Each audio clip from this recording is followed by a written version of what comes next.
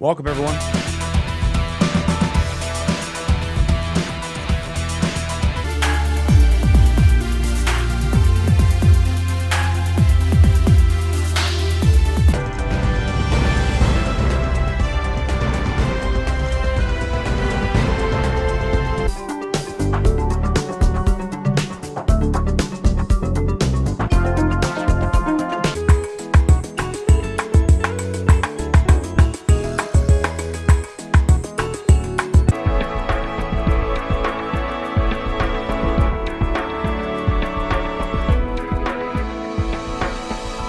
Good to have you with us. I'm Dan McDermott. Let's take a quick look at our panel here. We have me. We have Pam Adger in Menifee, California. Welcome, Pam. Good to have you. Hi, Dan. Hi, everybody. Pam's going to be fun tonight. We have Oleg Moskalinsky in Kirkland, Washington. Welcome, Oleg. Hello. Thank you. Thank you. Hello. We have Kadeus Kalut in Newport Beach, California. Welcome, Kadeus. What's up?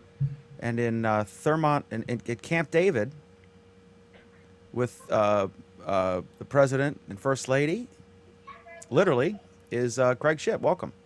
I can't comment on house guests that we may or may not have. Or vice here. versa. Exactly. So we definitely have, it's the first time since August he's been there. It's his 33rd time, according to Mark Knoller, our buddy from CBS News. And did you see the helicopters? I told you when they lifted off at like 6:40. I didn't. 54. They probably came in from the south, so they have various approaches that they use, and they mix it up, of course. So they probably took a different approach this time. Well, you have three different helipads at your house, right? So it could be, it's north, west, and south, right? There's no eastern one. Different approaches. That's right. So, but I tell you what, he couldn't have picked a better evening to come up here. It's like 60 degrees here. Wow. It's just gorgeous. And I don't know what it's going to go down to 50 degrees or something tonight, but it's just beautiful here. You want to wear sweaters and go out for a nice hike. I mean, you couldn't have better weather. Well, it's late July with global warming. You'd expect something like that, right? There you go. That was just to invite trolls to come in.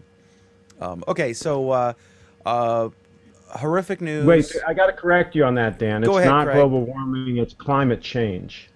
It's climate change. They no longer call it. I don't dismiss it. I don't dismiss it at all. I don't know enough about it.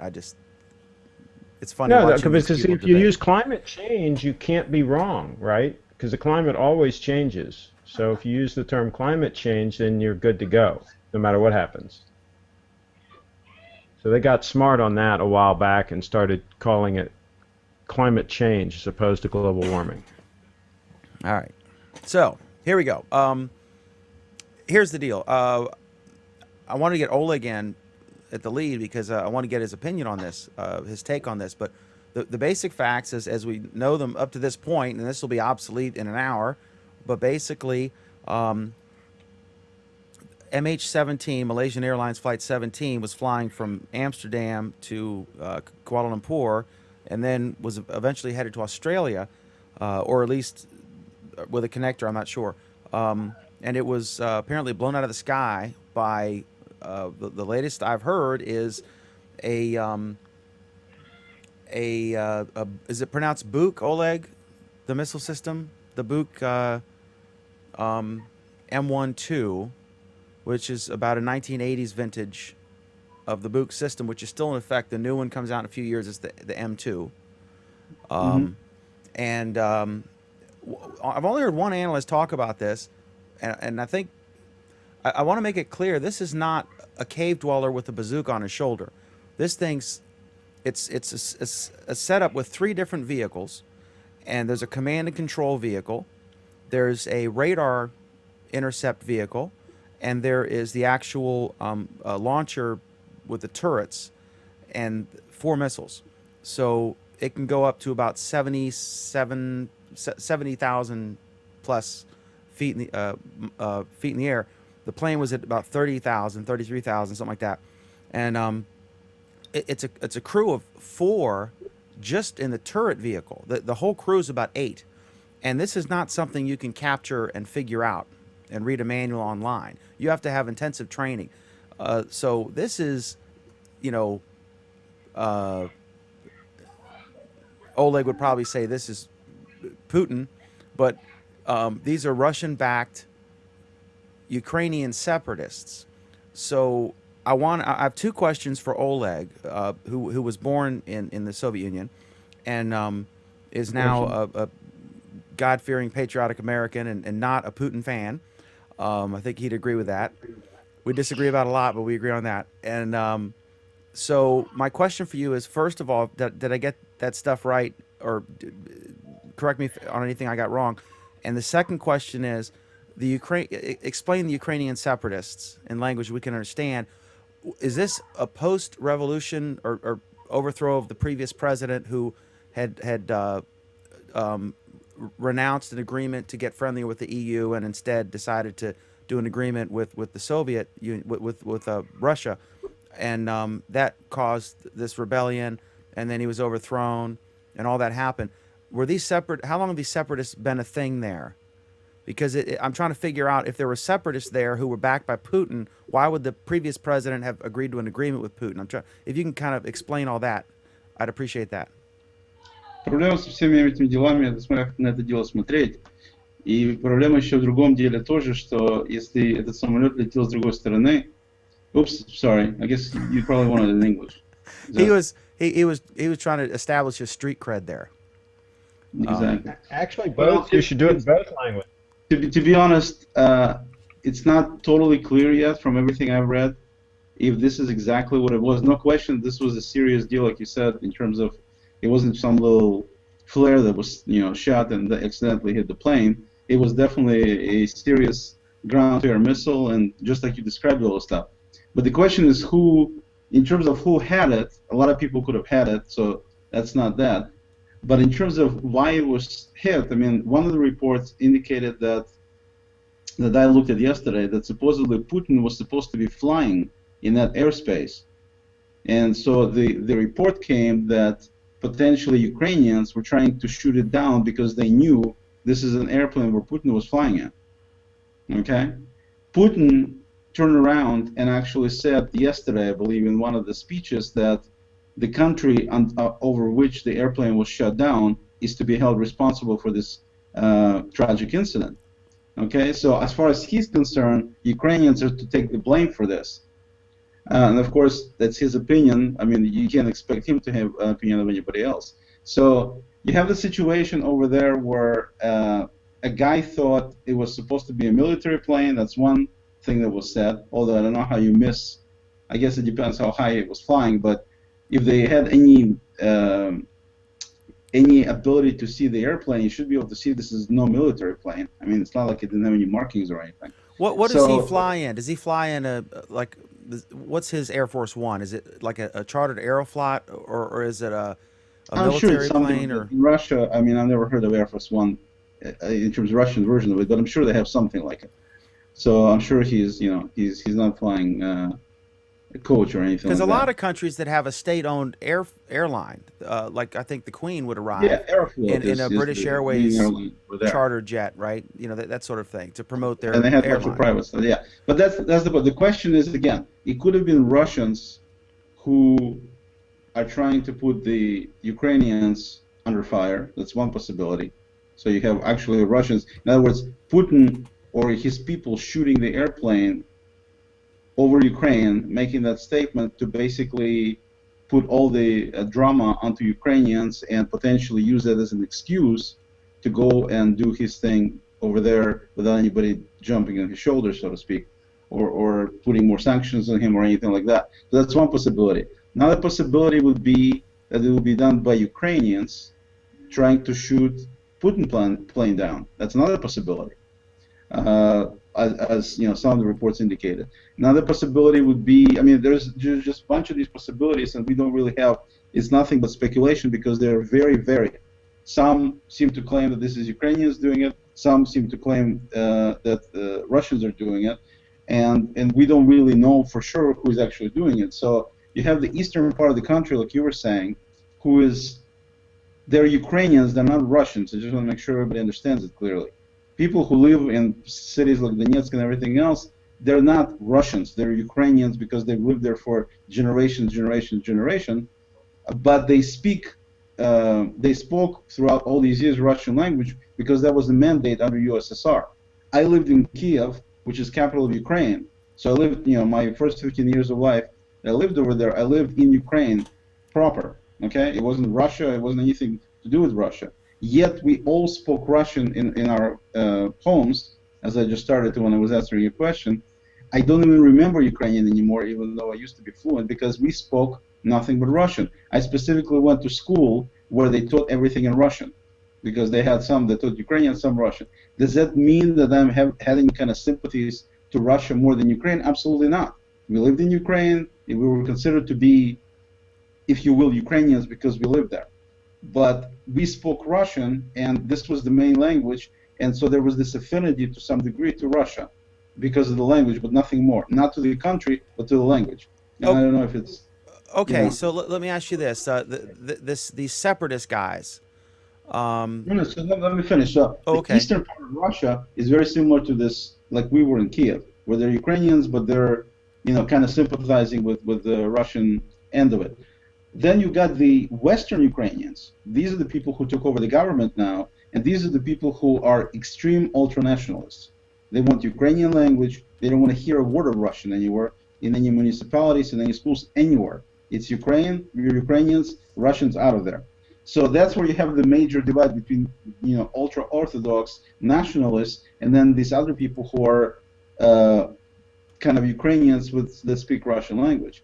And because of this whole situation that occurred in Crimea and everything, they started saying, you know what, if that's the case, if Ukrainians are going to be that adamant about us being such and such, we want to be, more inciting on the side of Russia. And so Putin, of course, picked up this whole thing, and I mean, we know what happened basically so far. But this deal with this airplane, like I said, it's unknown to me and everybody else so far. They don't really know who shot the deal, and unbelievable that somebody actually did this to take down 300 people for any reason like that. But it is what it is. Okay, so I'm going to show folks, here's a map of Ukraine you see here, and Belarus is to the north, Moldova Right. to the southwest, and then Romania, Slovakia, Hungary, and Poland to the west, and then Russia is here, and Moscow is to the northeast. So we're talking about this area.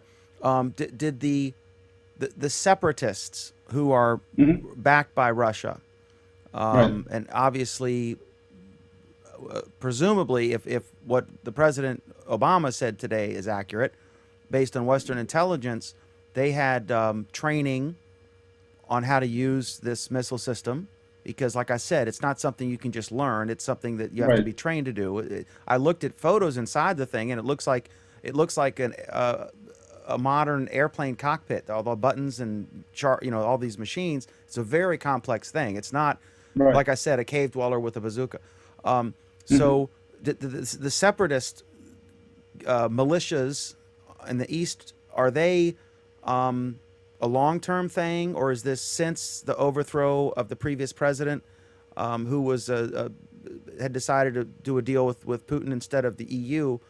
Has that been a long time brewing? Is it sort of it's an autonomous region, similar? I would draw an analogy to the Kurds in northern Iraq. They're kind of an autonomous region.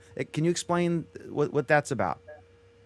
Well, I mean, in terms of has it been brewing for a while, I don't have the knowledge to say if it has been or not. It certainly wasn't anything that was happening when I was there. There was nothing like it over there at the time, because if anybody tried to even think about that kind of deal, the centralized, government of the USSR would have squashed them down like they did it in Czechoslovakia at one time, like they did in Hungary at one time, when people tried to revolt a little bit. It just wasn't, there was no such thing as brewing. So the question now becomes, okay, who these separatist guys, who are they? Who can do this thing, like you said, with this kind of missile system? My answer would be, it has to be somebody who was in the army. That's the only explanation. It's either Russians gave them the weapons, but they still need to know how to use them. Russians training them, for me, it's hard to believe that was the case. I don't think it's the case. I just think it's, if this is Ukrainians doing it, they're really separatists, it's basically people who are ex-Russian military, or USSR military, however you want to look at it, ex-military basically. And those are the people who have access to the weaponry, and also they have, keep in mind, Ukraine is a nuclear power. I mean, they definitely have all kinds of things that Putin would rather them not have, being that close to Russia. But they are nuclear power. And also remember that there were during the, I don't know what you call it, the overthrow of the president, the revolution, whatever you want to call it. There were defections from the military. Remember when the crowds Right. were getting bigger, Right. and then he flew to this Yeah, region, I that one think. Navy And then guy specifically went to the Russian side, which is a prominent Ukrainian admiral guy. Yeah.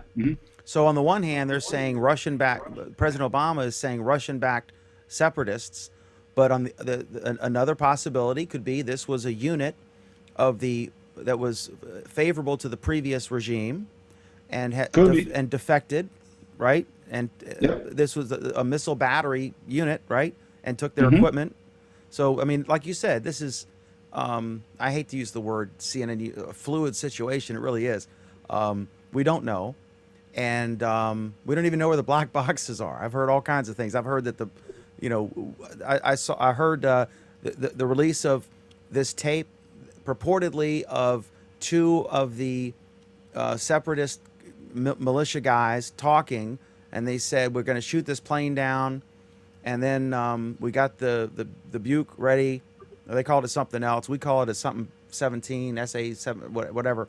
And then they said we got it, and then like an hour later, it's like, oh my God, it's all just people and toilet paper and clothes, and it's a civilian. It's definitely a civilian aircraft. Stuff's falling in people's yards, and they didn't realize. They thought it was clearly if that tape is not manufactured, that was released, that was ostensibly captured by Ukrainian intelligence, and was released by Ukraine. And all of these parties have a motive to mislead if they had a hand in it. Because Right. any of the Absolutely. three, Russia, Ukraine, or the separatists, any of the three plausibly could have done this for the reasons you outlined in your opening. And so all of them would have a motive to lie and to cover up and not cooperate if their hands are guilty. So, and there were social media posts bragging about it that were deleted, if that's true, right? Well, we can't trust. I mean, any of that kind of stuff. I mean, you can consider it, but you wouldn't be able to trust it. The way I look at it, if you look at it from a different perspective, who has the most to lose? So if you look at this, if Russians did it, they don't have anything to lose, really. I mean, they already have sanctions on them. I mean, Putin doesn't really care. So if that was the case, they don't really have that much to lose, in my opinion. If you look at Ukrainians, they have a tremendous amount to lose. Because if the actual truth comes out that Ukrainians did this, the U.S. is going to totally withdraw their support for the current government. And then they're dead, basically. As soon as that happens, I mean, the U.S., basically most of Europe will be, following the U.S. steps. It'll be the end of the Ukrainian government, as we know, if they don't get any help or anything else because of this thing. And there's no way they can walk away from this. You don't shoot down a plane of 300 people who have nothing to do with anything of a foreign nation and walk away with it saying, oops, sorry, we just screwed up. Okay, it's not like standing up somebody to go to the movies or anything. So they have, to me, the most to lose. That's why I don't think it's the Ukrainians doing it. I don't think they're that dumb. You think when you say Ukrainians, you're referring to the central The government? current government, not the separatists, but the current government. Don't you Then think the separatists have they the have most? everything to gain if they can pin it on Ukrainians. But in terms of what they would lose nothing. They don't have power anyway. And you can't put sanctions on a separatist group. So right now, looking at it from that perspective, in my opinion, it's probably the separatists who did this. Maybe it was a mistake. Maybe it was an innocent mistake. They didn't mean to do it. Maybe. But the bottom line is it's done. So, that's definitely not going to be any kind of excuse. And if that's the case, if that comes out that they did it, then I think Russia is going to take a different stand. And I think basically their movement is dead. I mean, they won't be able to do anything anymore. And basically it'll be the end of that deal. Their hopes of joining Russia will be completely killed at that point. Do we agree that it's most likely the separatists who did it, thinking it was a military, a Ukrainian jet, a military vehicle, That's plane, what logically seems to make sense to me. Yes. and that probably it was either a unit that defected or a Russian provided, But Correct. if Putin had provided it, I'm sure there would have been caveats like make sure you know what you're shooting. You know what I mean? I can't see him being that reckless and that risky to just hand them and not give caveats there to prevent something like this. You know, you don't hand something like this to morons, right? Right, but at the same time, you know, a lot of morons are not morons until they actually do something like this to become morons. So he may have been giving it to them for a different purpose and stuff, or, I mean, it may have been an honest mistake. He may have given it to them to shoot the military airplane when the time comes, and they will end up shooting the wrong airplane by mistake. It's very possible. One Very last possible. question, and I want to see if anyone else has questions for you or wants to talk about this, but is the relationship between the separatists and Putin, is it cozy and like Putin's guys are on the phone telling them what to do and their puppets, or is it like North Korea and China where they give aid but they can't really control North Korea and North Korea does crazy stuff, but it's in their best interest to still basically support without them? any assistance from Russia, these separatists are nothing. So from that standpoint, they definitely need to listen to what the guy has to say. The same what could be he said wants them about to North do. Korea though, right? Without the support of China, they would be, I mean, they're already starving to death with the support of China. Without the support of China, you know. Right, but I'm just saying that I don't know. I think all the time in the past, if you look at the history of North Korean eruptions, conflicts, and then slow down, it was always China that reeled them in. I mean, China says the word, and they're no longer jumping up and down. So to that degree, China did control them. I mean, yes, they did a little bit of flare-ups here and there, but China would step in, and it'll be the end of it. I mean, every time it happened in the past. So I think this time is the similar kind of deal where Putin does control the puppet strings, and these guys will not be able, you know, you got to remember that even though they may be ex-military here, a lot of them are, that doesn't mean they have full access to all the military gear and everything else. Officially, the government is on the other side. And so it's not like these guys can just go out and get an armory somewhere. I mean, they would be hammered big time unless they had support and potentially, you know, support from coming from Russia. So I do think he controls them, yeah, to a large degree. I do think that's the case. Yeah, this thing actually, I mean, this missile system either was provided by Russia with training, or this is a breakaway unit that was with the Ukrainian military that has a, you know, that is upset with the new pro-EU president as opposed to the former regime, which was the former president. Pam, Craig is eating and Cadeas has gone to pee or something. Pam, do you have any thoughts on this? There's no rationalizing this or making sense of it, but do you have any thoughts or questions for Oleg? Because he grew up in Ukraine. Now, he left when he was 15, so this is about 50 years ago when he left. So his knowledge is dated. Yeah. Thank you, man. She's speechless. No, I mean, the truth is that other than looking at the news stories and reading Dan's posts and all of the links that he did after it happened, it's only been a day or two, right? So I grew up with the Soviet Union, you know. I mean, when I was a kid, the Cold War was in full swing. Tom Clancy was one of my favorite authors. Lots of conspiracy theories, lots of, you know, them against us type of things. My dad was in the military and in naval intelligence when I was growing up. And I still think it was a freaking mistake. And I think it was an accident. But, you know, it's just that I find it hard to believe that anything could be gained by doing this. No. Pam, let's clarify your statement. The accident was in them shooting the wrong plane, possibly, but not in them firing this thing to get the plane down. They intended to get the plane down. Clearly, yeah, I don't think anyone thinks that they intentionally. No, whoever did it, I don't think they intentionally shot down a passenger jet. They mistook this.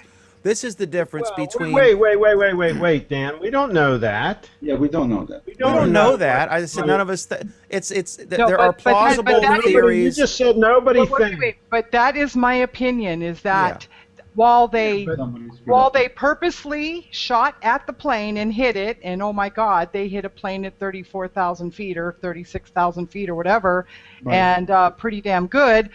But I don't think that they meant to hit a Malaysian commercial airline. Right. That's They that's probably just my they opinion, but I probably don't didn't. know. They probably didn't, but it's certainly possible that they did. It's certainly Yeah, Well, Craig, sure. we're definitely it's Well, it's possible. It's also possible that aliens, zapped it from the sky. No, I mean, shit. I think it's more possible. No, I think it's more possible that they were trying to shoot down a passenger liner than aliens shooting it down. They could very well have been doing it to gain a stronger position, like But Oleg was outlining it's plausible. earlier. The most plausible. It's certainly possible what you're saying, Craig. But the most plausible explanation is that it was not Russia or the Ukraine, because these are states with procedures in place. Like the 60 Minutes did a rerun of a story from earlier this year about our nuclear arsenal, and they showed the incredible checks and balances that happen, to the point where if you had a rogue crew, there's always two involved or more, but even if they were both in cahoots and decided we're going to shoot this thing off, they couldn't unless the Pentagon sent them the right things to match what they had there. And so there's all these checks and balances. That's with a state actor. This is the problem with like Al Qaeda and various militias out there. They don't have those checks and balances. They're, Right. the people running Libya after after they killed Gaddafi. It's not an organized normal nation state, and all of a sudden they have these weapon systems, and you had either a rogue unit or a weapon system and training supplied by Putin's folks. In either case, I think a rogue unit is most likely, because I think if Putin had put them through, I don't know if it's 3 weeks or 6 months of training or whatever to operate this thing. It's 8 guys with 3 or more vehicles to do this thing. They got satellite, they got the 4 missiles, they got the command and control vehicle. I can't imagine that the Russian military, as reckless as Putin has been in the past, he's not completely stupid. I can't imagine he would hand that to them with training and not have some kind of like making sure somebody who knew what the hell they were doing was running it. Or they had, that Dan, just all wouldn't the make any statements you're sense. making, you're contradicting yourself. I mean, In you what talk way? about how sophisticated this system is and how it takes all these people to operate it, 8 and all people. this, and then you're saying they just shot down a passenger jet out of the air because they made a mistake. I mean, that doesn't equate. No. It doesn't make equates sense. if this was a former. I think based on everything I've heard so far, and I could be proven completely wrong in an hour or a day or a week. I have no idea. I'm not an expert on this, but it seems to me the most plausible explanation is that this was a breakaway unit intact from, and they took the equipment and they left the Ukrainian military and defected to the separatists because the previous president was pro-Russia and the new president is not. And in the midst of the fighting, that they joined the separatists, and they're now controlled by this renegade. That's why I made the North Korean example. It's like they're supported, but they're kind of disorganized. Of course, there's not a possibility we didn't discuss. It's possible that it was a breakaway unit, like you said, and this breakaway unit had access to this equipment, and they wound up taking it with them, and they were already trained to use this kind of equipment as part of their training. So they didn't need any additional training from Russians or anything. They already knew how to use these things. So that's another possibility. Anyway, we'll need to get some more facts. I need to run. What was the visibility like when it was shot down? Does anybody know? I'm sure this thing is, the way it's set up. It doesn't matter what it was. You can't shoot something 30,000 feet in the air, by just glancing at it. So I'm sure. But I mean, does anybody know what the visibility was like? Were there clouds? It was there were clouds in the sky, some cumulonimbus type clouds, but they showed there were videos of the thing falling. There was one video, I don't know who happened to be taking the video when it happened, but that actually, like, they showed the sky, and then there was a pause, and then you saw a big explosion on the ground, and you could see it, and it was from quite a distance. So they didn't actually show it in the air before it was hit. No one has released that. I'm guessing that if the separatists did this, that they would not be trying to monetize their YouTube videos of it. You know what I mean? They'd be hauling ass. I'm just trying to get some facts, Dan. I mean, do we know what the visibility was like? The visibility was the plane would have been before it was hit. Okay, because as I said earlier, there's motivations to lie. You got to go, Oleg. All right, see you, buddy. They have motivations to lie, so we don't know what to believe. And like, someone posted a video today of one of these units, these anti-missile launchers driving. They said it's fleeing to Russia with 2 missiles missing. Right? We don't know if that's. Know what the visibility was like? I told you. Does anybody know if we could see the Craig, plane? If we I'm trying to answer your question. We don't know. You cannot. There were videos released that appear to show a fairly clear sky, but we don't know if those videos are authentic or staged. That's what I was trying to say. We don't know the answer to your question. Without but binoculars, it appears that it was good. Without binoculars, it's very difficult during the day to see a plane 37,000 or 36,000 feet in the air. Otherwise, you would be seeing them all day long. And it's only 30,000 feet if you're directly underneath it. Wait, back up. Why do you say that, Pam? Because if you look at any map, if you go on Google right now and look at a map of airplane traffic, you will see that almost every part of the United States is covered. No, that's not true. That's not true. Planes. The sky is huge. The sky is huge. You would have to have millions of planes to cover everywhere. We don't have that many planes. All right, whatever. And they fly in certain places. They don't fly just anywhere. Yeah, well, I'm in the flight path. I'm in 2 flight paths actually. I'm in the flight path for John Wayne International Airport, and I'm in the flight path for the one in Ontario's airport. And the only airplanes that I see over my house are the ones that are the C-131 super duper hefty transport carriers that come in from March Air Force Base of the reserve unit. Craig. Otherwise, I don't see any. Well, planes this is a 777. This is a big jet. Craig, it was 3 miles in the air. Mm-hmm. Okay. It's 5,280 feet. No, it's more than that. If it's a mile is 5,280 feet. So I'm going to mess up the 33,000 divided by 5,280 is 6.25 miles.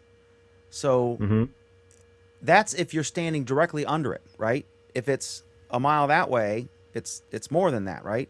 So I doubt you could read the tail of something 6 miles away. Yeah, I don't think you could, but I think that these people, if they've got this sophisticated a setup, I would think that some of them would have some kind of decent binoculars or something to look to try to get some kind of visual confirmation. Obviously not. Of what they're shooting down. Obviously they didn't. But nothing is obvious, Dan. We have no facts. I mean, we can argue. We can go back to Pam's analogy about Martians, but I'm saying that there's plausible and there's implausible. Now, someone else, maybe Crit makes your point. Is it possible that a state has done this to blame it on the opposite side? Right? Absolutely. That would be a motivation to what you're saying. I think that's more likely than them accidentally shooting it down with the sophisticated setup, and they all know what they're doing, and they're all highly trained and so forth, and then they shoot down a passenger liner. That doesn't make a lot of sense to me. So neither one makes sense. Neither scenario makes sense. So the bottom line is we should just wait and see what happens, what we find out. There's nothing productive from all this speculation. All it does, I mean, you might get a few views on the YouTube video. Mine topped out at 2,800 views, by the way. It just stopped right at 2,800, and that was it. They must have figured out it was BS. But yeah, you might get a few views on your video, and NBC, CBS, and all, they might retain some viewers, because of this, and they'll milk it as long as they can. So yeah, they'll get some financial benefit out of this. But other than that, there's no benefit to all this speculation. It's totally counterproductive. It takes people away from what they should be doing if they have an actual job in real life. Well, I think people who fly are might be nervous if it's now come to this. Totally counterproductive to scare the hell out of people and make them think that they're going to get on a plane, they're going to die. The odds are they're not going to. And of course, nobody's going to say that, right? And even the odds are, if you get on a Malaysian Airlines jet tomorrow, the odds are you're going to be fine, right? Nobody would tell them that. But before they had a great reputation, an award-winning airline before this year. Yeah. Yeah, nobody would tell them that, right? Nobody would tell people, go ahead and fly on Malaysian Airlines, you'll probably be fine. So everybody wants to scare the you-know-what out of everybody and get everybody to watch the TV constantly so they can see all their commercials selling soap. And in the meantime, nobody's being productive. They're providing a service. What'd you get done today, Craig, Mr. Productivity? Did you go walk in? You made some oatmeal. I got a lot done today. Really? I got a lot done today. Organize your sock drawer. No, I did more than that, actually. I actually cleaned the kitchen. Okay, so that's productive. But people are interested in this, and the networks are doing whatever, but most of the stuff's online. Networks are doing it because it's a money thing, guy. Yeah, CNN won in the demo. They never won in the demo. Don't make any mistake that they're concerned with the public good. Don't even try to go there. This is where it's certainly not good for the public. I miss the Al Jazeera America stream, or Al Jazeera whatever, English, because they used to stream it live, and I'd never watch it unless all hell was, if they're overthrowing Egypt or whatever, it's interesting because they got people on the ground with connections, right? Fox News, they don't have it. I mean, I don't know how many correspondents Fox News has, Arabic speaking correspondents Fox News has over there.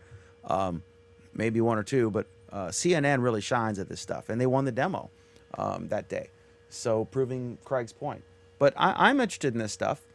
And I think a lot of people are. It's a mystery. People love a good mystery. That's what keeps John Grisham rich. Almost as wealthy as the Aereo Gods Empire. But anyway, I guess Cadeas is cool on this one, even though he flies to Asia all the time. What's the problem? Did you have any theories or any thoughts? Or could you give a damn? Or are you even aware that there was a plane incident? Yeah, I heard about it. I use Circa, so Circa keeps me in the know with facts. I like Circa. Have you flown Malaysian Airlines? Wait a minute now. You have facts? We've been talking for an hour and we don't have any facts. Yeah, the only fact we know is it was in fact MH17. The plane was shot down, and it was shot down by some people on the ground. We know that for sure.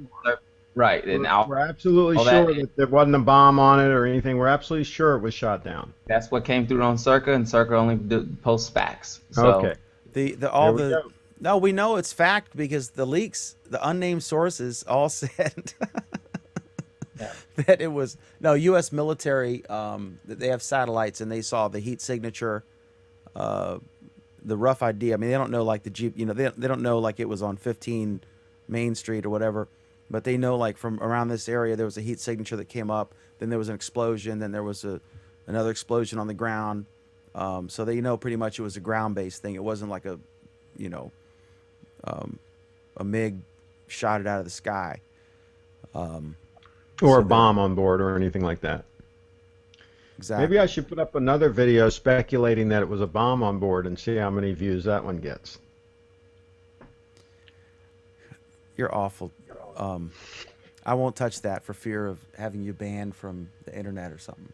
All right, so this is actually Google Plus week. We're going to get to tech topics here. And I want to make one very brief programming note. I will be on the Virginia News Network, the Virginia Talk Radio Network tomorrow, right after, I think it's CBS News at 11 a.m. Eastern, 8 a.m. Pacific. I'll be discussing the latest in the Malaysian Airlines. After 2 minutes of commercials, Craig, I'll be discussing the latest in Malaysian Airlines Flight 17 and the FedEx being charged with a criminal charge that we're going to talk about this later for delivering prescription drugs illegally to addicts from illegal internet sites, allegedly. I'll be discussing those two topics just after the 11 o'clock news, after a 2-minute commercial break after that. And 11 a.m. Eastern, 8 a.m. Pacific. If you're a cord cutter like Craig or a dish hopper, then I'll be on exactly at 11:07 a.m., 8:07 a.m. And you just go to vatalkradionetwork.com and click on any of the stations, and you'll hear me. I sound much taller than I am. Okay, so our Google Plus topics. Google reports a 22% revenue growth. Cadeas, let's go to you on this because you are money bags. I think you literally pay annually in rent, or monthly in rent, more than I pay annually. So you are rich. Probably more than you make annually. I doubt Shouldn't you that. be talking about that? I'm frugal, but Especially when you count all his places, his place in Hawaii, his place in Rome. I mean, you add them all together. Cadeas, what do you think? Initially, I heard, I've seen multiple stories. This is kind of like the airline story, except it isn't, but it is. I heard Google shows big increase, but doesn't meet expectations for growth. And then I heard Google beats expectations with 22% increase in revenue, and their stock went up today. I think there was an initial slight dip, and then it went up, and they're almost at they're very close to a historic high in their stock price. So month over year, or quarter over year, for Q2, they were up 22%. The cost, the revenue they're making per click is down, which has been a trend lately because there's a big inventory. But their overall revenue, the number of clicks were up, so they have this increase, and it's billions and billions of dollars. Any thoughts on this? I know you own a lot of Google stock. I'm just glad things are going good. From my perspective, it looks good. I mean, 22% revenue growth is the key thing. I don't care how the things everybody stories, they grew.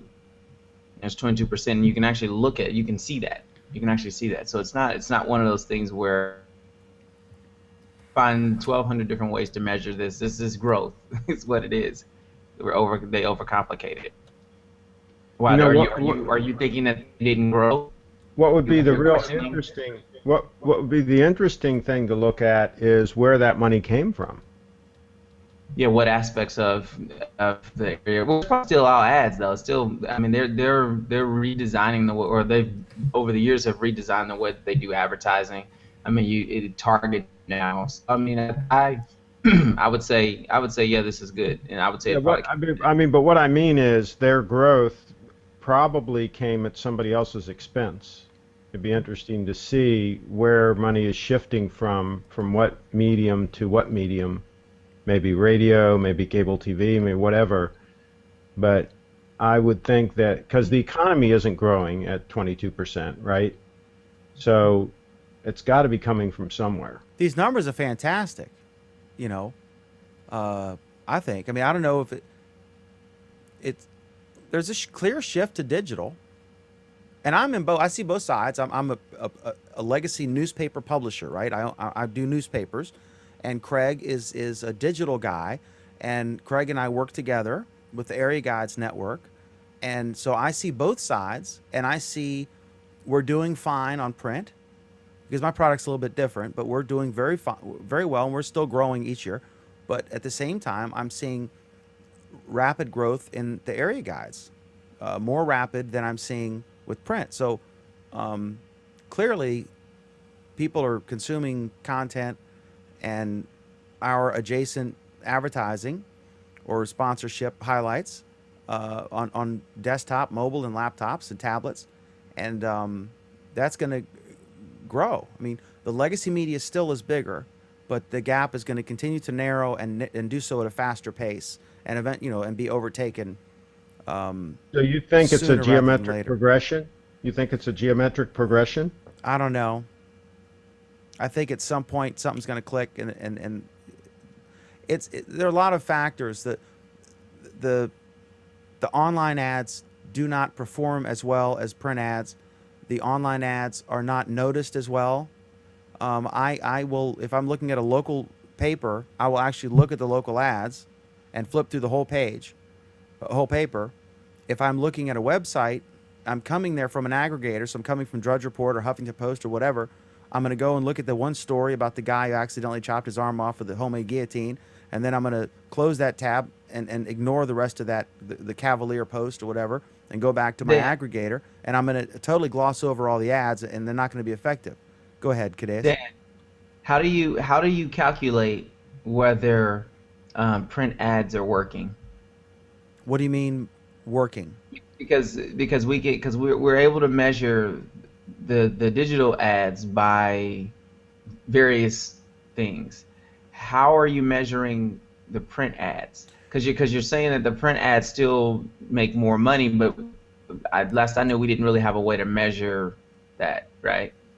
I mean, Well, I can measure my bank The account. advertisers get feedback, Kadesh. Yeah, I mean, we have. people tell them.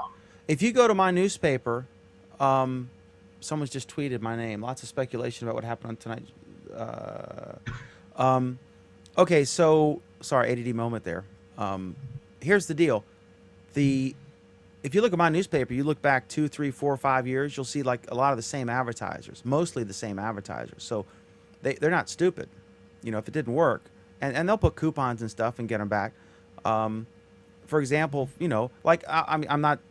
My audience for this show is national, international, so I'm not going to make any money from this. But I'll just tell you, like, you can run an ad every 2 weeks in my paper that's a 4-inch square, right, color, full color, for $60, and it reaches 30,000 local people. So that is what's the CPM on that? Whatever. Our prices, you know, you can run a little ad for $20. Yeah, and the difference is that is pushed on people. That's the difference. Is it's pushed on them as opposed to the internet. What Dan was saying is it's more pull. In other words, you're going to that page and you're pulling that content to you, whereas the paper, you're putting it in front of them at the newsstand, at the grocery store, at whatever.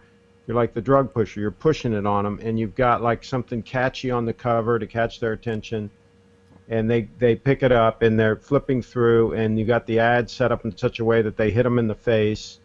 So it's more the stuff is more pushed on the viewer. It's more in their face. But I'll tell you too, though, to counter what you said earlier about not seeing the digital ads, I have been noticing lately, like the B&H ads and all those kinds of things, because they see what I look at, right? If they're like relevant, you notice them. Absolutely. Yeah, the camera that's one gear advantage. And all that stuff. Right. And that's I've one, been noticing that. They're better at that now. They're absolutely, because Rupert Murdoch said this, and I agree 100%. He said local ads, and you can stretch that to mean something relevant. Like if you recently looked for an A7S, you're thinking about it, you're looking at the GH4, right? So if you see an ad for the GH4 or the A7S from B&H or Adorama, then that is a relevant ad to you specifically. And the internet's really good at that. Whereas I can't do that with a 12,000 print run. So, but all my ads in the print publication are local. It's the local computer store, the local car dealer, the local the new donut shop just opened. What's the 20% off with this coupon? So those things are relevant to local people based on geography, whereas the internet ads are becoming increasingly relevant to you based on interest in your browser history. So they're both sort of the same thing, and we'll see. But the internet's getting better and better and better, and that gap is gonna, See, that's the beauty of Area Guides. We have it both ways. We have the local, so they're both based on a geographic area, right? They're all based on geographic area. And then we also have the fact that they can go into a different section in the site, like go to the plumber section, right? And now they're looking for a plumber, so obviously all of those listings are going to be relevant to what they're searching for. So we have that 1-2 punch where we not only have the local, but also vertical relevancy. All right, we're anybody else on this? Because we got to move. Because okay, Tech Webcast. We all agree. We all agree.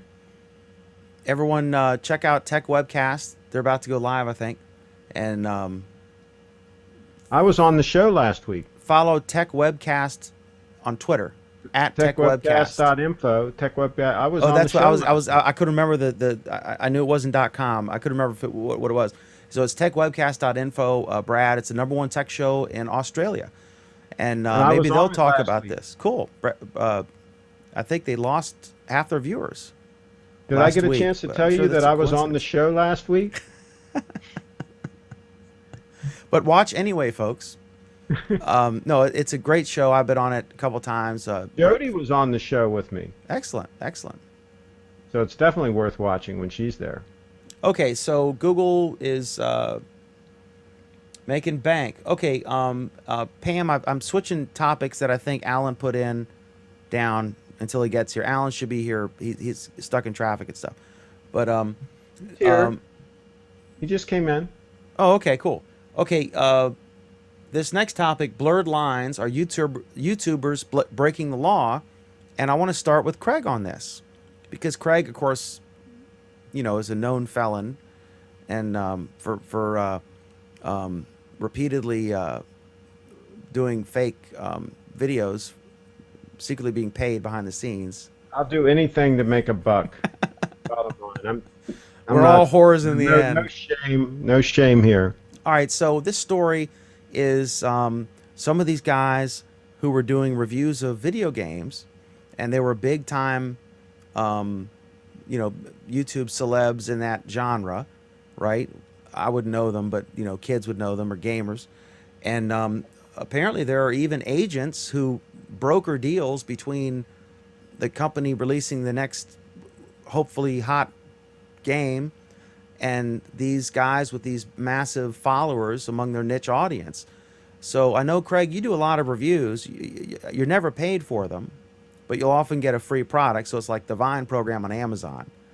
But tell me what you think about this. If someone is doing a video that is ostensibly a fair review, and the allegation in this story is that these folks are paid money to do the review, that is not disclosed, and there's a prearranged agreement where they won't say anything negative, that they're buying a puff piece, compensated, and that's all. I'm shocked that this sort of thing would go on. The next thing you know, we'll find out that Congress gets money from people and then votes their way. I mean, this is just insane. That would be shocking. What do you think about that? Should this be right? Because this would be illegal if it were on CBS or if it were in my newspaper. Is this something that should be legally required to be disclosed, or should the government stay out of it, or do exposés like this solve it in the end, or what do you think? I know you're a small government guy, unless it's internet related. Yeah. The difference between this and like CBS or whatever in the old days, or even a newspaper in the old days, is the people didn't have much of a voice, right? The people couldn't rise up and call foul a foul, right? Now, the internet can be very much self-policing, where somebody does something like this and it gets out, right? And it gets out big time. And so I really think that we can let it police itself. And I think that anybody that thinks that 90% of what they see on the internet is true should reverse that equation and think that maybe 10% of what they see is true. For example, what they see on my channel. Everything on my channel is 100% factual. Because clearly, YouTube.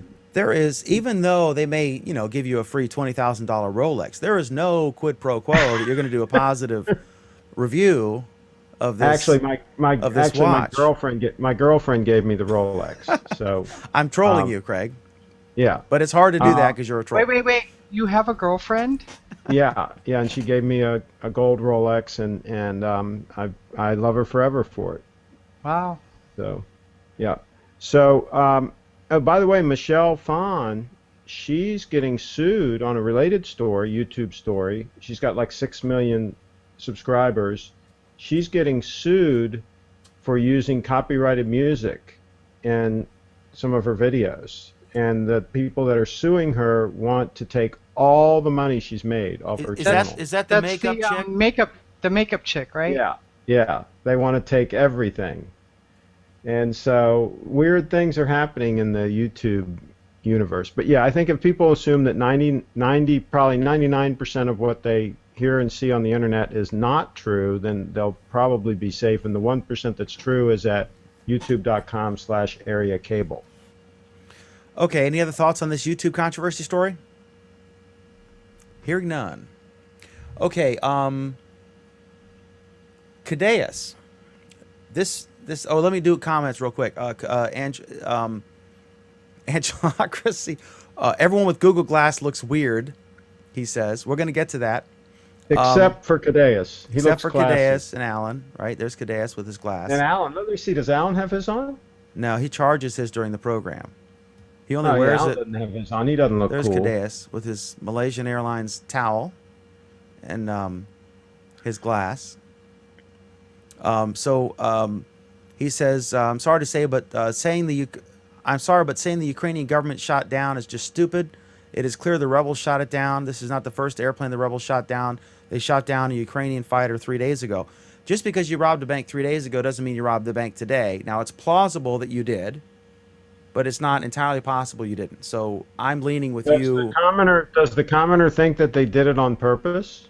Maybe he can do a follow-up comment and say whether or not he thinks they did it on purpose. I don't think or not. anyone thinks that it's plausible that they purposefully shot down a passenger jet, because that would be negative PR, You know, unless they some wanted to do it in a people- way to blame somebody else for it. That's what I mean. Some people have speculated. What's that called? A false flag? The notion that you could convince, these are not religious extremists, they're ethnic separatists, and the notion you could get 8 guys and other ancillary people to all agree to shoot down a passenger jet with 300 people is a stretch. I could see Al Qaeda doing that. They did it threefold, but I think it's a stretch here, because you don't have religious fanatics. You have folks who they're after property and rights or whatever in their mind. I'm not even sure. The idea you would get a giant conspiracy of 20, 30 guys, and then everyone's keeping it a secret to kill 300, babies and old people and regular people in between is I think that's not as plausible as some of the other explanations. Miles France, CNN shot down the plane because they needed another Malaysian airliner to cover. I bet they've already booked the simulator. Even though the guy got fired because he wasn't dressed well enough, apparently, who was running the simulator before. But I bet they've already booked it. Is it possible that a state has done it? Oh, we already said that one. And John, I forgot to share it to the group directly. I apologize. That's my fault. We were running late and I screwed up. And Miles France says gold Rolex equals Sugar Mama Craig. All right, so next up, here's the story, and Cadeas, you're leading on this one, buddy, because I know you're a huge Google Wallet fan. It's entitled "Looking at Our Doc," which is publicly available in our notes, I think. Today, we're excited to announce 3 new features to Google Wallet. So, Cadeas and then Alan. Welcome, Alan. Go ahead, Cadeas. Tell us what this is about. All right, so basically they added 3 new features to Google Wallet. Now you're able to add your gift cards on the Google Wallet, so then that way you don't necessarily have to carry them. Now there's no guarantee that every store will accept the gift card through Google Wallet, though, depending on how the gift card has to be entered in the system. But in the event that they could just take a barcode, then yes, you could just carry those cards on Google Wallet. The second thing is that they let you, it was funny because last week I was thinking about this, but they let you now request money from someone. So as opposed to you calling them saying, hey, I need money, and then they say, okay, and they sign it and they click send money to you, you can send the request through your phone and then they can just reply through their phone or whatever, wherever you're at. And then lastly, they stopped charging you to pull money off of a debit card, which is before they charge you a fee to do that. So those are the 3 new features. My personal opinion on the service is that the service is now, as of May 15th, the service has become a horrible service. It joined the likes of PayPal, which, as everyone knows, I hate that place with the fiery passion that can block out the sun. And until they straighten themselves up, I won't be using Google Wallet very often, other than all the other, whether I'm buying something through Google Play or whatever. Tell us why. Tell us why. Tell you why what? Why you don't like them? They've made a series of changes to their service that makes their service suck. Back in May 15th, they stopped allowing you to use more than $500 from a card on their service.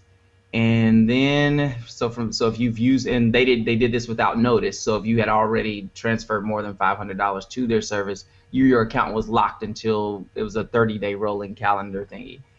Then with every transaction, they are now limiting people's accounts and requiring them to call in to verify their identity, even though you verified your identity 2 years ago and you verified your identity the week before.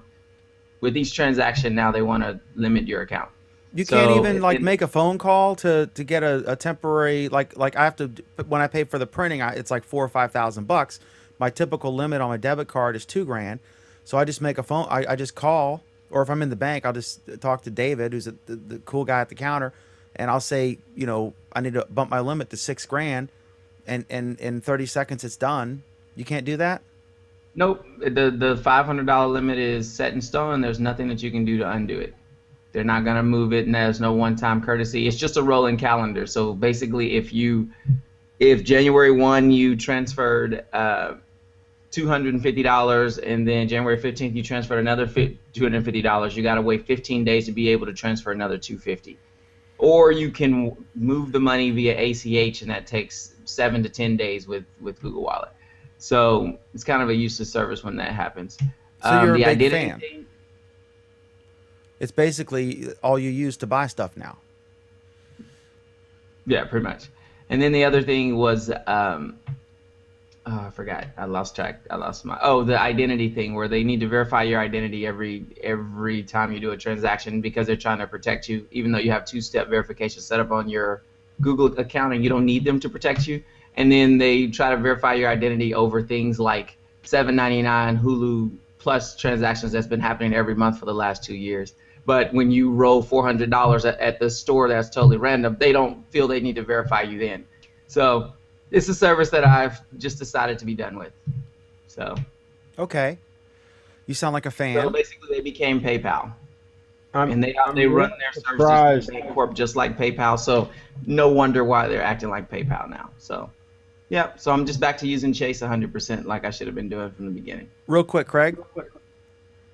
Yeah, I just cannot imagine, because I know I buy a lot of things on Amazon, and I get bent out of shape. Like the other day, I wanted to ship something to a different address, and I had to verify my credit card because I'm sending it to a different address. I mean, I hate that kind of inconvenience.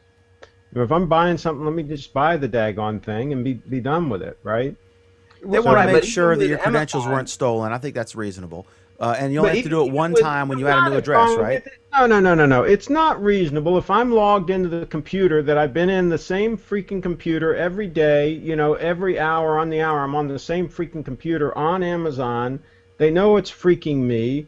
What are the odds that somebody broke into my place at that moment and they're using my freaking computer to place an order? That's ridiculous. But even still, Craig, even with that, Amazon, you can get that resolved right then and there. Google locks your whole entire account, and then they want you to send in copies of your identification. They want two. Yeah, I'm saying I wouldn't put up with that either.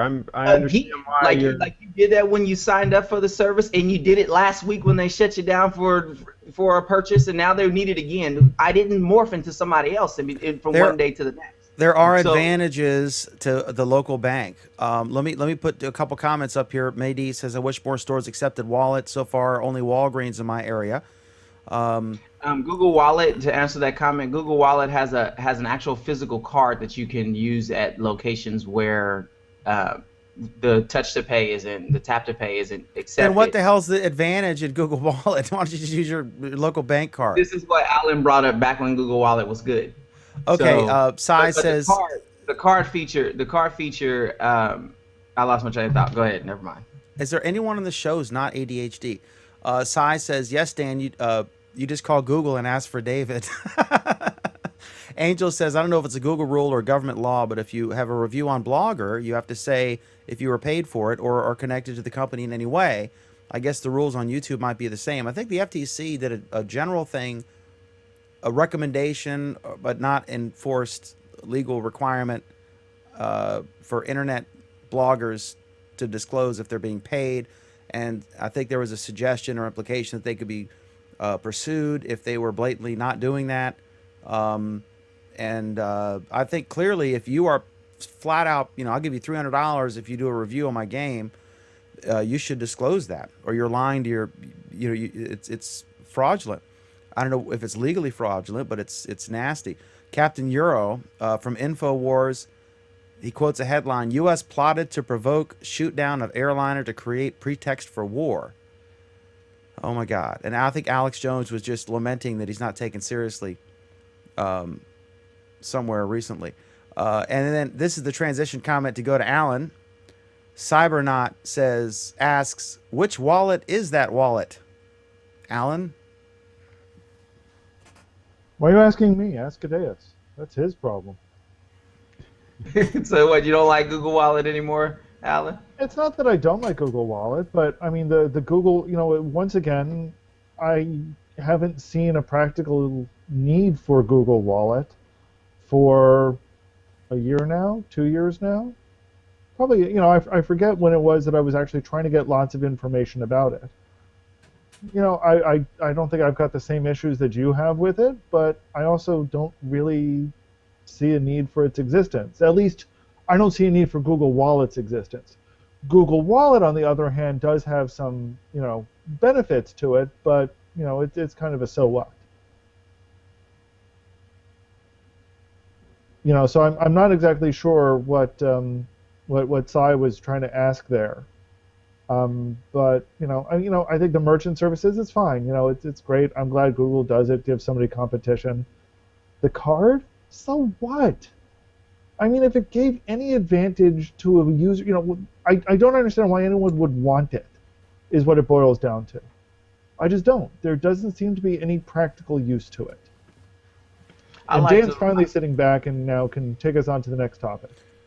Okay, next up is Google's Project Zero hopes to find zero-day vulnerabilities before the NSA. I swear to God, I don't understand this one. I'm going to totally rely on these more intelligent Alan and Cadeas to guide us on this one. I swear to God, Dan, did you even read the article attached to it? I think I did, but it was like 5 days ago, which is like 6 months. He's ADD. Every 2 minutes, I forget everything I've ever learned. I'm basically a goldfish. You're a cracker, Dan? Anyway, so what this is about is we might remember back when the Heartbleed bug for SSL came out. One of the researchers that discovered it was out of Google's security team. And from this, I think Google has begun to realize that, hey, there are people on the internet that are writing code and not taking security seriously, at least not as seriously as they are. So they've now dedicated a team of people to do security research on existing products, existing stuff that's out there and being used, and trying to break into it, basically. These are white hats who are trying to break into software before the black hats do. And to that effort, to that extent, I think it's a very noble effort. It's good to see Google trying to give back some of what their security knowledge is and contribute back to the internet community. We've seen other companies do this in the past. It's Google's turn, and I'm glad to see it. Does that help you understand it any better, Dan? Yes. Okay, Good. cool. Any other thoughts on this? Because I'm going to try to blow through some of these topics because we're on like topic 5 or something, and we're like almost 2 hours in. We Hour and all a half. agree. Because, this is a tech show. We don't want to have good coverage of tech topics. No, because you were late, so I was able to do the Malaysian plane story without you. And we didn't even get in, my test on my video, my YouTube video, which that is related to Google+. We didn't even get that into the discussion. That was the only thing. Okay, I'm on the phone. Let me tell the story, and you can elaborate. I'm on the phone with Craig, and I see the first notification like 20, a couple minutes after it broke. I said, "Oh my God! Someone just shot a Malaysian airplane down, and with 300 people on board. Oh my God! And so I said, hang on a sec. So I shared that. It was like breaking from wherever, the first report, and then Uh, Craig, then I said, I gotta go. I gotta look into this. And so Craig pulls up. I swear to God, I'm not making this up. He does like a 3-minute YouTube video. It's not that long, I don't think. I think But it was even shorter than that. It's literally like, okay, so looks like, and he's basically reading the article, and he's sharing the article on the screen, and it's like and then it's like 50 views, 100, 150, 250, 301 plus. Right now, you said it stopped at 2,800 or 28,000. Yeah, 2,800. 2,800. Yeah. It went on 301 plus for a while, for like 6 or 7 hours, and then it jumped to 2,800, and then it stayed there. I guess they've cut me off at 2,800. But I was like, unbelievable. I mean, literally just like showed the article and basically rehashed, but because it was early, it exploded, and it was a good YouTube thumbnail. But I was just like, they must have some way to figure out that was BS, because it got a lot of views right there in the beginning, and then now they've like put the brakes on it. So obviously it's not surfacing anymore, when people are searching it. So they must have a way to determine that. That's BS. But I was just Right? like, this is just wrong. I mean, That's talk the only about way to. throwaway content. I mean, that's like Mashable 101. It was. Well, I that's was what like, everybody's doing, right? Just rehashing the same stuff over and over again. So we I try to just add didn't do it. value. I think And a mine lot got of a people. lot of comments. It had a big exchange of comments and discussions. All the conspiracy theorist guys were in there, putting all their conspiracy theories in there. So All right, so Speaking of Alan. adding value, can we actually, get to a topic here? Okay, sorry if it's not interesting to Alan, it's not interesting to anyone. Okay, next is Alan. You shared this story. I point out it's also obviously not interesting to either Pam or Cadeas. So we outnumber, so it's I 3-2. seriously doubt anything on this show is interesting to anybody, but that's beside the point. Go on to the next Next comment. is Actually, my daughter just came home from work, and I just went to greet her. So it had nothing to do with it. I just wasn't here. So there you go. Not backing you I up. refuse to get in the middle of that shit with you two. Alan, she's not backing you up. Sorry about that. Maybe Cadeas will when he comes back. Next is Alan. You shared this. I've not read it. It looked boring. It was how to teach Google what a story is from the Atlantic. What's this about? It looked boring, really.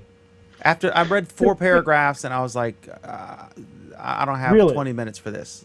You got to realize he was in the middle of the jet crash coverage. No. So no, Dan, I'm trying to understand this. So technology that could replace all of your reporters and your job looked boring to you. Obviously, it wasn't They're all well being replaced read, anyway, or Alan. well presented. I'll give it a second look if you recommend it. I recommend it.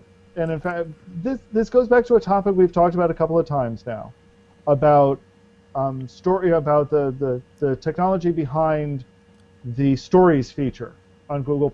And essentially what we've talked about, how they're doing some analysis to pick out photos that look good, to try to piece them together into an understanding of what you were doing, and then present them in a way that is visually appealing and creates a coherent tale. And it goes into a little bit about, in a very high level, so even you could understand it, Dan, about how they did this and what they were trying to accomplish and the pieces that they were pulling together to do this. I'm So going what to does it put have both to of do with you two. reporters? I'm going to put both of you two in a corner if you don't stop it. So now, what does it have to do with reporters? But he was touching me! Alan, what does it have to do with reporters? Well, it has to do with reporters because one of the things that they base this model on is the concept of a narrative biography. So if you think about how reporters currently take a large collection of information and photographs and narrations and timelines and events and put them together to form a cohesive story, that's essentially what stories are doing, is taking a lot of different elements, including analysis of photos, analysis of your timeline, a bunch of other things that were going on, and putting them together to create a cohesive narrative. So really automating the process of aggregating the information. Really, It's more like taking the efforts of a skilled video editor or multimedia editor, right? Because they're taking stills and video, and Well, I don't think they're adding incorporating maps, sound. and they're adding some narration and some locations Yeah. and different sizes and everything. Now, you know, I do digital scrapbooking, and that requires a photo editor, photo editing software that has layers, and the ability to move things around and import stuff and all this. And I have to say, you know, I took 100, 200 and some odd pictures during the time we left the house. I mean, we started at McDonald's just down the street and until we got back home, right? So I took, you know, a couple hundred pictures, and I uploaded them all to Drive, and it took a week for Google. There's a story behind that, Dan. I'm laughing at Sai's comment. Alan, can you show us on the doll where he was touching you?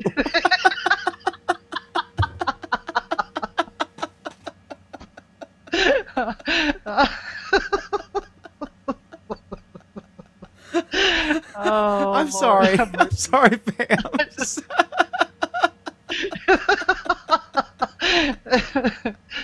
He's actually that funny in real life too. Oh my God.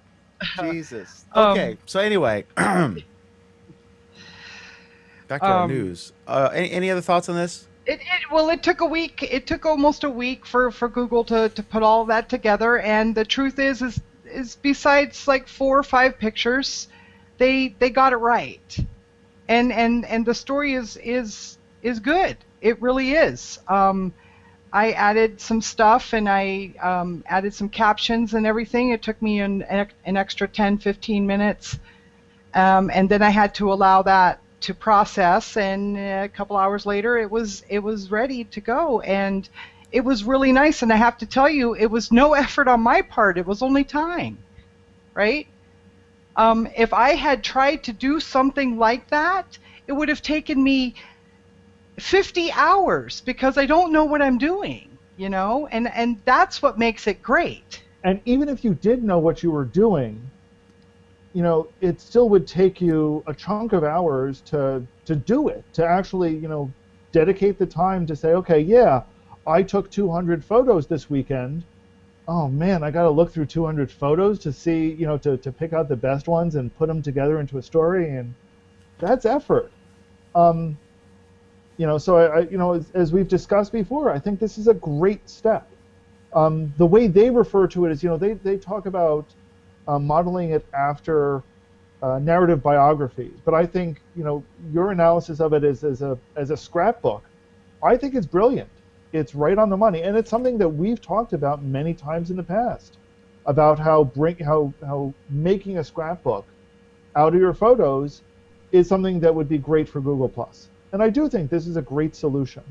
I think stories are killer, and I think that you know, like Craig and I both do a lot of video editing, and I've been doing it for years. Craig's been doing it for years. I do mine for news, and Craig does events and stuff. You're not going to have an algorithm replace a talented professional video editor who can really tell a story in like a 60 minutes producer, right? No algorithm's ever going to be able to do that. But at the same time, what Pam got was damn good, and it would not have happened if Google hadn't brought her 90% of the way, and she just had to do 10 or 15 minutes of easy, you know, editing and adding a couple things, and it was simple with a easy to use UI and fun, and she got this neat product she could share with her, you know, husband and kids and family and friends. So I think it's fantastic. It's genius, because it's gonna, I think when they introduced this, they said, you know, you come back, you've got hundreds of photos and videos on your phone or your camera, and you don't make the effort to upload them or whatever, and they just sit there. You know, I think, what do you call it, Craig?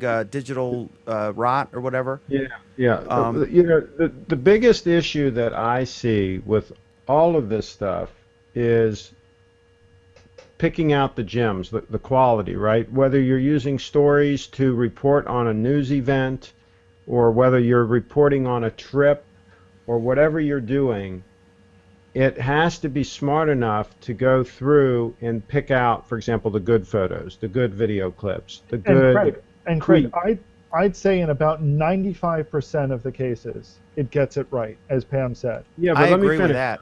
But let me finish, though. It's got to take it one step further. It's got to go through, like, for example, all the tweets on the subject and pull out the good tweets. It's got to be able to aggregate all of this stuff together and do a damn good job of it. And if it can do that, then CNN and Fox News and all these others are really threatened, because we already have a situation where people that have the information can tweet it out, right? That never happened in the past. It always had to go through a middleman.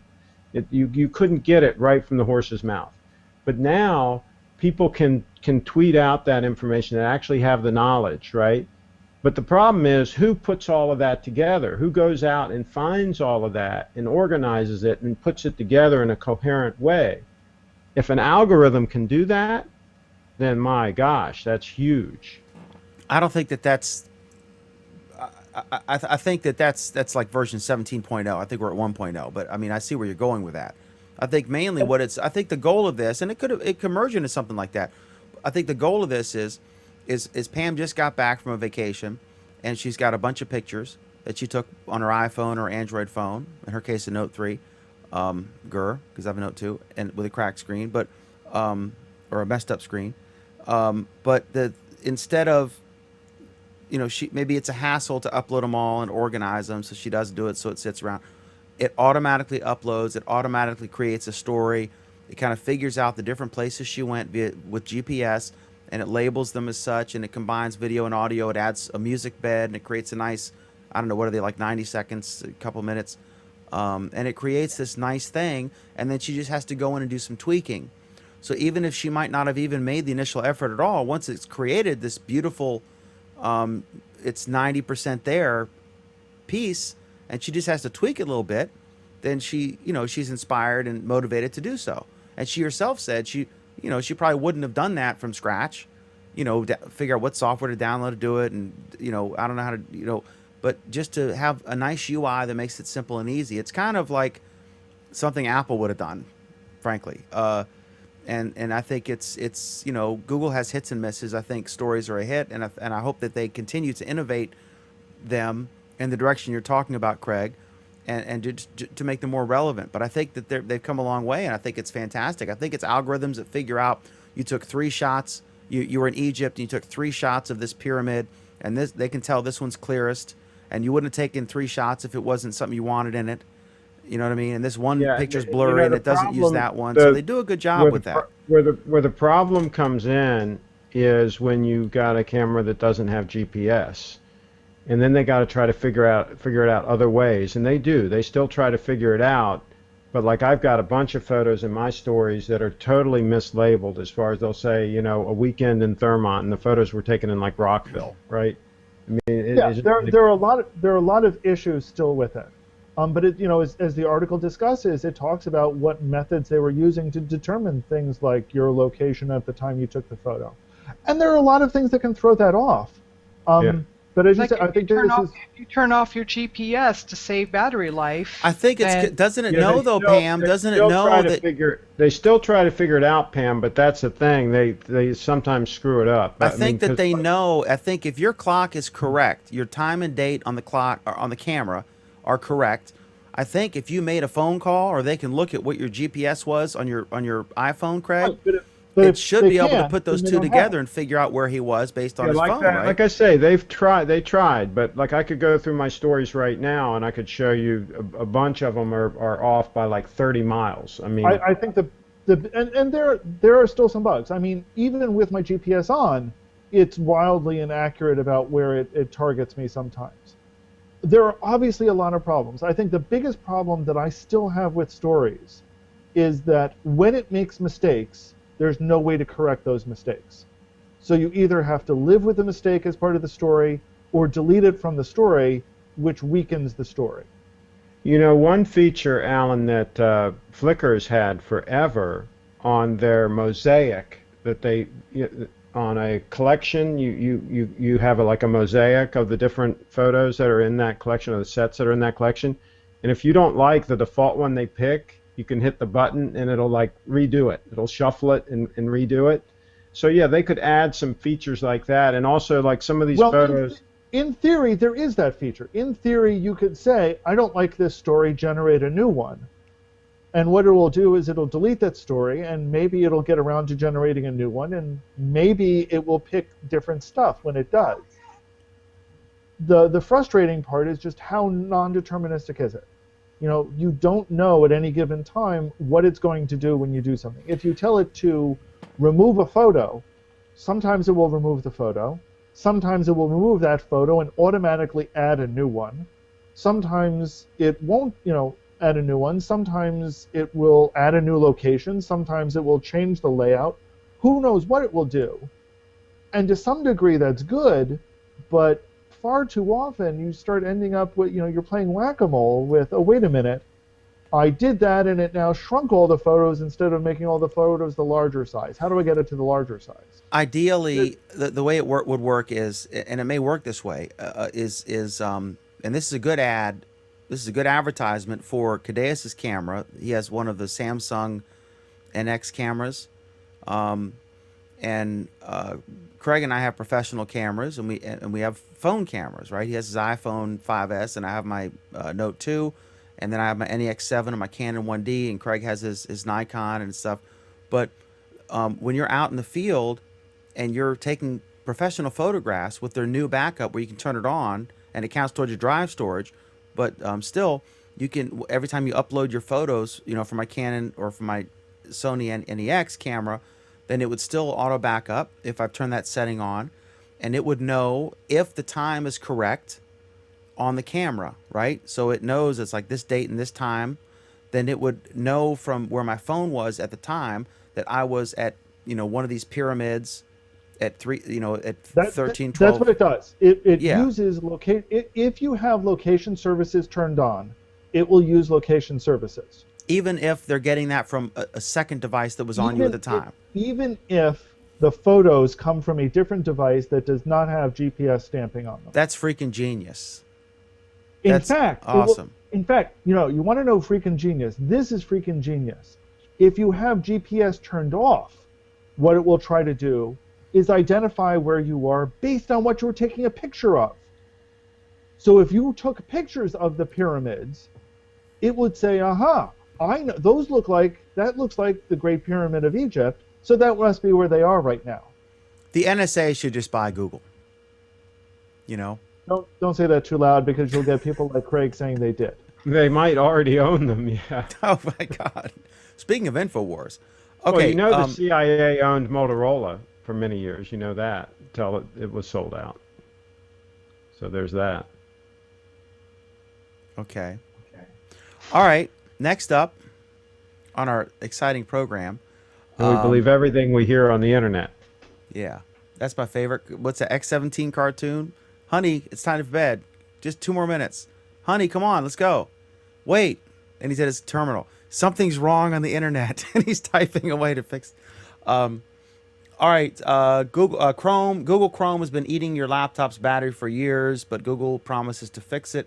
I read this. This is one I honestly read, Alan. I know it's like they're setting a clock to 1.0 or something. I didn't really get it.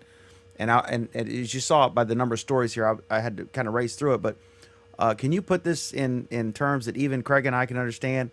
And apparently Google has acknowledged this issue, that this is a battery sucking thing. I know that Chrome is a CPU hog, and they're working on that. I know they've acknowledged that, and they're working on that. And apparently this is the same priority. What's the deal with this Chrome battery sucking issue? And Alan, before you start, put it in terms that the viewers can understand, not Dan and I. That would take all night. Okay. I have not dug into this issue, but my understanding is that I'm trying to think of the right way to my my guess is that what it tries to do is make sure that it gets the attention of the system as frequently as possible. So this is so that it can do some things like redraw the web page as quickly as it can, or process some of the stuff that your web pages are trying to do, or that your YouTube videos are trying to do, or whatever. So it basically requests the system, hey, get back to me as often as you can. Let me give you specifics real quick, Alan. No, Dan, let me finish. Okay. And that's fine when it's actually doing something. It's normal. What happens, though, is that it never, when it's not doing something, it doesn't turn that off.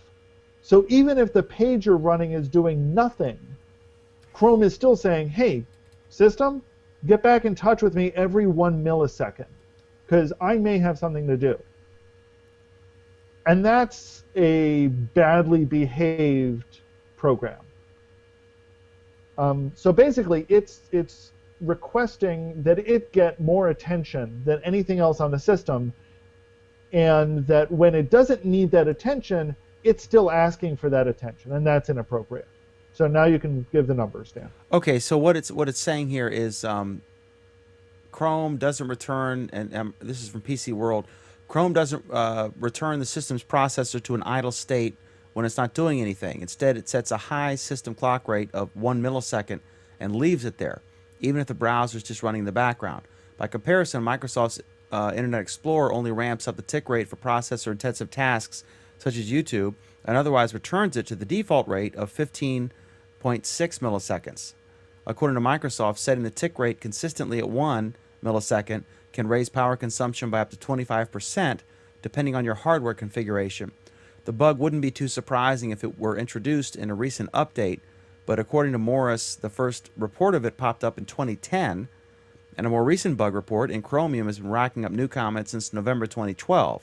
So if your Windows laptop isn't getting the battery life you'd expect, it's possible that Chrome is the culprit. So, yeah, that sounds like a fail on their rate of response, right? That's, affecting anybody who's using Chrome with a Windows laptop. If those numbers are accurate and they're diminishing their power by 25%, that should have been a priority one.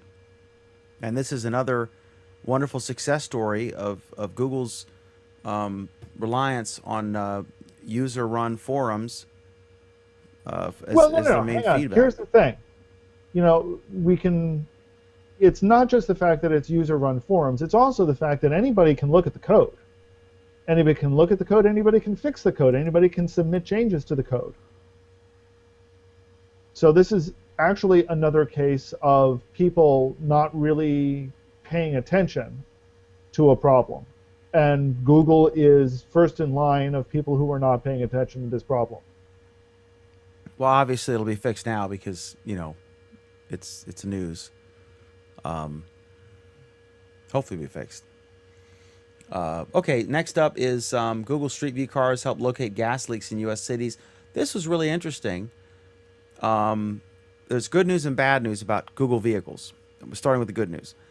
Apparently they're putting a gas detector on some of their, or a methane detector on some of their vehicles, and if they just by happenstance are driving past your apartment building and they detect a methane leak, then they can alert someone. This is a neat thing. Wait. This is like someone like a utility gas line? Yes. Then it would be propane or natural gas. Methane is not used for delivering. That's the gas in farts. Don't they do they add methane for the smell? No, they add a chemical or Capitan or something like that. Yeah, it's a beta-mercapta ethanol or something Alan, like that. how the hell would you know what the name of the chemical? He didn't have time to Wikipedia. Oh yeah, because the only thing I know about, Dan, is Google. Because, I don't read anything else, including the stuff that my local utility sticks in my bill every single month. Oh telling yeah, they me. do. They do tell you what it is in there. Yeah. Oh, because you guys are in democratic If you states. smell something similar to rotten eggs or whatever, it has a bunch of sulfur chains on it and stuff. And you know, Dan, I never went to school and took chemistry or anything. Now, I'll admit. I was to say most people don't know that. You know, if you've got if I have a question about chemistry or biology, yeah, I'm going to ask Pam because I know she knows a hell of a lot more than I do. But I know a little. Okay. All right. So, anyway, that's cool. I don't think there's any controversy there we can debate about. It's obviously neat if they could do this. The second thing is the FBI warns that driverless cars could be used as lethal weapons, which strikes me as, You know I think, what, Craig, Ironic. It's a little bit ironic because I think Craig's comment was so could shoes. trains, trucks, yeah, You know, exactly. shoes can be used. You know, we need shoe control, Craig, I think, to keep these dangerous people from just easily walking on hot pavement with their bombs. I mean, this is ridiculous. I mean, can a driverless car be operated without a passenger? Yeah, Why not? yeah, and anyone. But I got news for you. So can a car that normally requires a driver can be operated without a driver. Exactly. Yeah, It's called they you can put a rig- brick they on the can- accelerator. Yeah. I just find it bizarre when these commentators comment. They say something like, "Well, you know, I like the idea of a self-driving car, but I really want somebody to be behind the wheel." I mean, I'm like, wait a minute now. Drivers have already proven, human drivers have already proven they're terrible, right? They're no good at this. The driverless cars, however, are very good at it. They have a very good track record. So I'm sorry. I don't want to put somebody behind the wheel of the driverless car. That's the whole point of having a driverless car is you're getting rid of the driver. Good riddance to them. They don't know how to drive. I don't know what the percentage of car accidents that are caused by human error, but I'm guessing it's about 99 point something.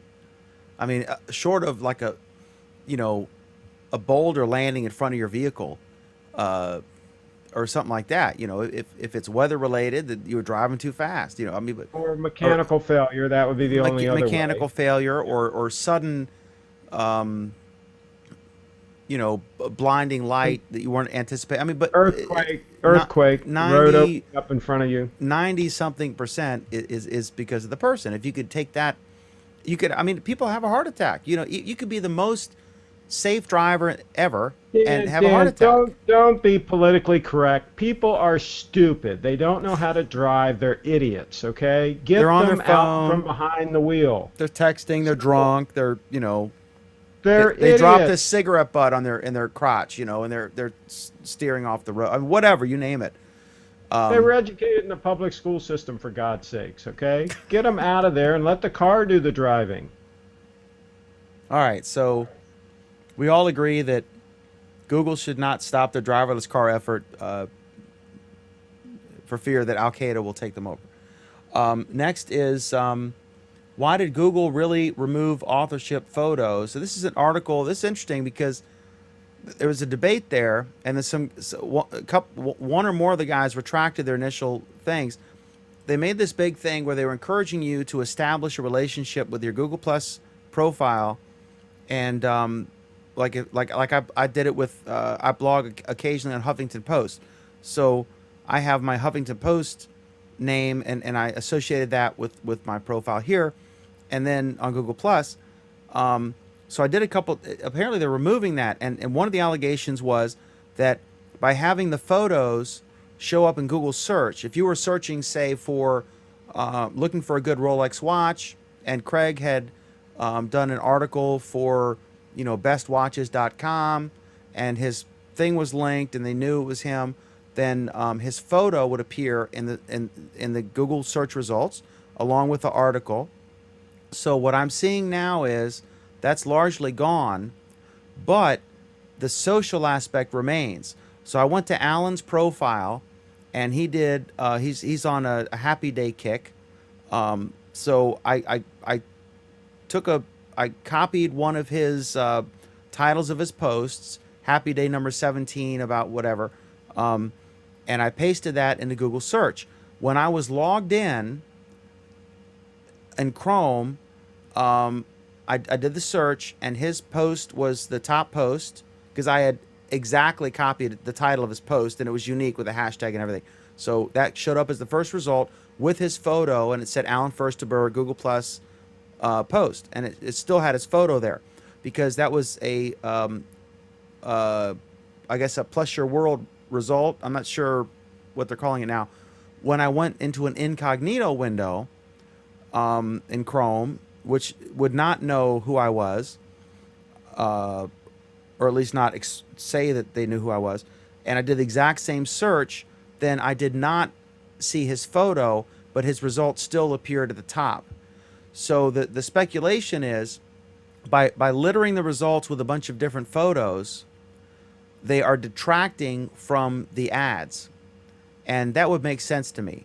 Because if you have a bunch of text in the main section, and then you've got some ads for things, and they have photos, that's going to draw your eye more, because your eyes are drawn to attractive photos, or interesting or relevant photos, more so than if the whole page was full of 1 million photos, and 3 of them happen to be related to ads. So, anybody have any thoughts at all on Google's decision to, in large part, remove the photos from authors of things? So if you look for a story and Mike Elgin wrote something for one of his websites or for Twit, then his photo will no longer show up. Does this matter to anybody? Any thoughts on this? Well, it matters to Mike Elgin, right? Yeah. I mean, Mike Elgin is also, not only is he selling the article, not selling, but you know what I mean, promoting the article or the company he works for or the publication that he's writing for, he's also selling himself. And he's basically, a brand. He is a brand. Right. Mike and Elgin Incorporated. Right. And basically, Google has decided that corporations and ad revenue generators are more important than the people who promote them. If the and that's basically what they're speculation saying. from these couple people, are accurate, yeah. Yeah. Alan, do you have any thoughts on this? Because I mean, whether or not the speculation is accurate, that is the result, right? Is that Google has determined, or Google has created a situation such that the article and any ads related to that are what's important, and not the person who generated it. yeah, I think And that's going to be a problem. To this point, I remember something that was really interesting. Anthony Clouser on this program said, or it was a private before or after, whatever, but there was some product we were talking about, and we were debating about whether it was good or crap, and he said, I'm going to wait for the Walt Mossberg review. Right, so that clearly is, and Walt Mossberg has just switched from MarketWatch to Recode, right? And Anthony is still going to look for the Walt Mossberg review, and if he does a search on some product, which phone should I buy? Which I'm looking for, there's several options on what kind of thing I should buy, which kind, whatever it is, and then if the photo of Walt Mossberg pops up, and he's a Walt Mossberg fan, because Walt Mossberg has built up, his brand over the years, then that's a relevant result. So it kind of diminishes the relevance of the results. Just don't go to Arguably. recode.com to try to find him. Or Recode.net, right? Yeah, because you won't if you go to recode.com. Huge fail. They should have named it anything other than that if they couldn't get the .com. Anybody else have any thoughts on this before we move? Okay, so next up is I think this. Oh yeah, Here we go. This is all Alan. Alan, I'll give the 10-second thing. Alan joined this show because we were talking about the quote-unquote NIM wars, and this is before there was a Google Plus week. I was doing the McDermott report back in the day in Lynchburg, and we were discussing Google's real name policy, which was very controversial among folks like Alan, who had an identity. Alan is known as Prisoner, and he owns an amazing domain name called prisoner.com, and he was kicked off of Google Plus, and that's all funny and ironic now, but back he was pissed, and so he called in. I don't know how he ever found out about me, but he called in back when this show, the predecessor of this show, was. I found out about you, and this is going on longer than 10 seconds now. I apologize. I found out about you because I was following Christina Trapolino, who was your co-host at the time. Mm-hmm. Yeah, this show was actually created for her because she wanted to talk about Google Plus, and then she went on to Jason's Deli and stuff. But you called in to bitch about this story, right. And now they've gone 100% full circle. I called in to disagree with you and Christina, who were strongly in favor of a real name policy, and I was vehemently opposed to it. Okay, so it's taken me 3 years to convince you. So I'd have to go back to check the tape, as they say, to say if I was vehemently opposed as much as I was empathetic and understood why they wanted to do it to avoid spammers and bots and stuff like that. But generally, I think you can call yourself whatever as long as I like Twitter's policy, where you could do a Larry Page parody account as long as you clearly indicate this is a parody account, right? And there are many hysterical parody accounts on Twitter like that. So, Alan, tell us what this story is. I know what it is, but you can tell it better than I can. You're the John Grisham of this story, or storytelling. And you have to feel 150,000% vindicated on this. And also, let me clarify one thing. If anyone wants to thinks this, it's wrong. This is not a post-Vic and Dotra thing. According to, help me with the name, the Googler we know. Jonathan, this was set to happen while Vic was still there. Jonathan claims that Vic signed off on this months ago. Yes, and it was just like, deciding how to handle it. So go ahead. I just wanted to put that out there because some people are going to say, oh, this is post-Vic. Go ahead, Alan, tell us what you think about this. What I think about this. And why this is important. And remember the one lady who was a school teacher that we had on. Remember her? Yes, I remember. Yeah, tell us that story and tell us why this is important. That's a great yarn to spin on this issue. Well, the fundamentals to the story is that originally they had what was generally referred to as a real name policy, although that wasn't entirely accurate. They wanted names to look something like real names. They claimed that you needed to use the name that people knew you by, but they had no way to enforce that, and they didn't try very hard.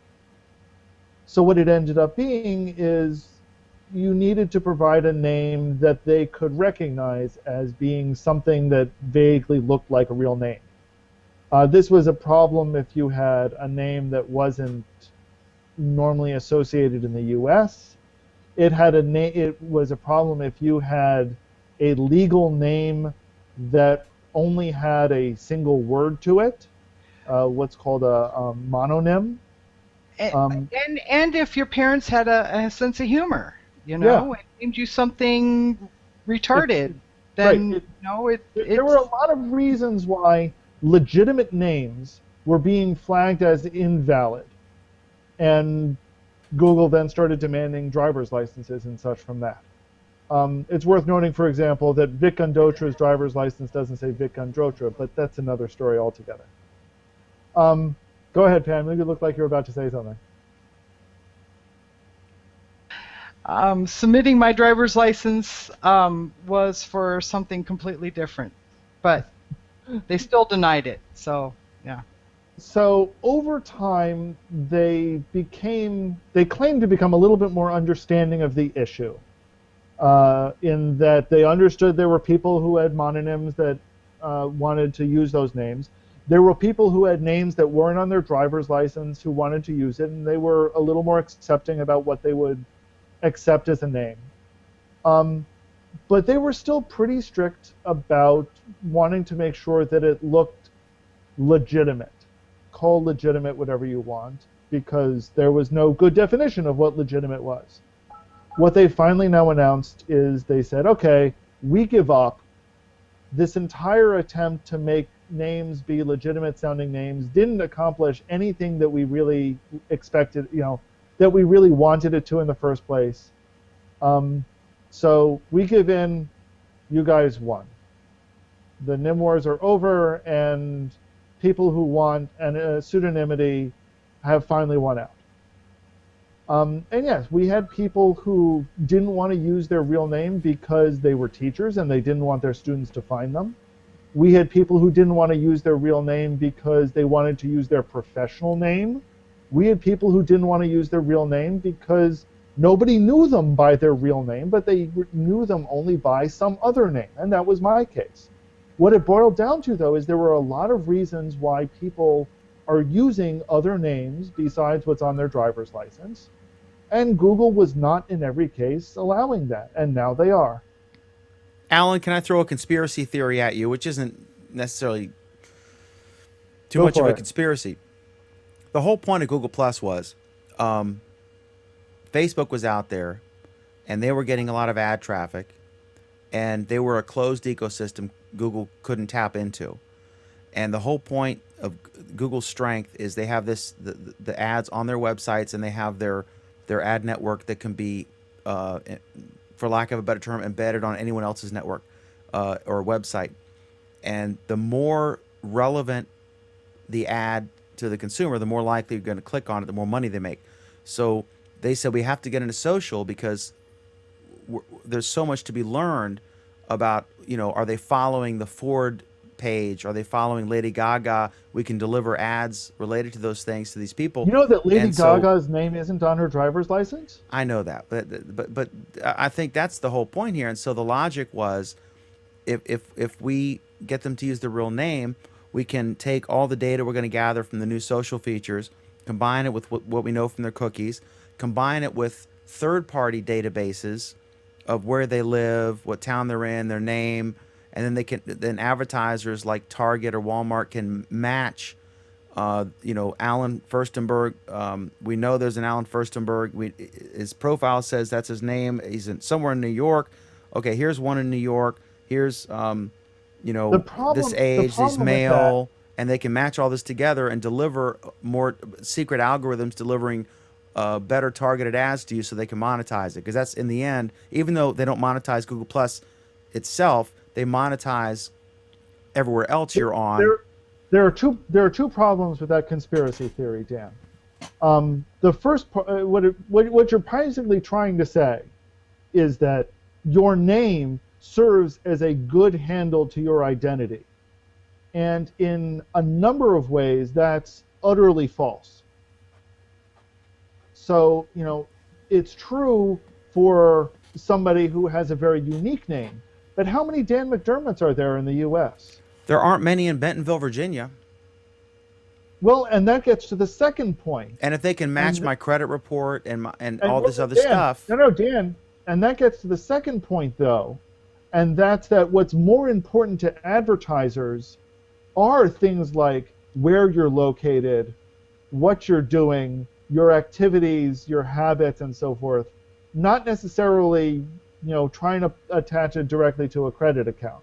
They want to know what you're really doing, not what some credit report that's going to lie thinks you're doing. So, and that was kind of the genius of what Google's done with Google Now and all of its other things, is they have real usage behavior for you, as opposed to fake data about you, which is what a credit report has. Okay, let me go from the micro to the macro. Do you agree that Google Plus was all about, oh shit, Facebook is catching on like crazy, and it's a closed ecosystem we don't have access to, we don't control it, we don't own it, they won't sell it to us. We've got to do something similar to try to capture similar data, and that in the end, Google Plus was all about getting more data so they could make more money delivering more relevant ads. Yeah. And do you think it's plausible that in the beginning they thought, for whatever reason, Google Plus was an identity service? Eric Schmidt's quoted as saying that.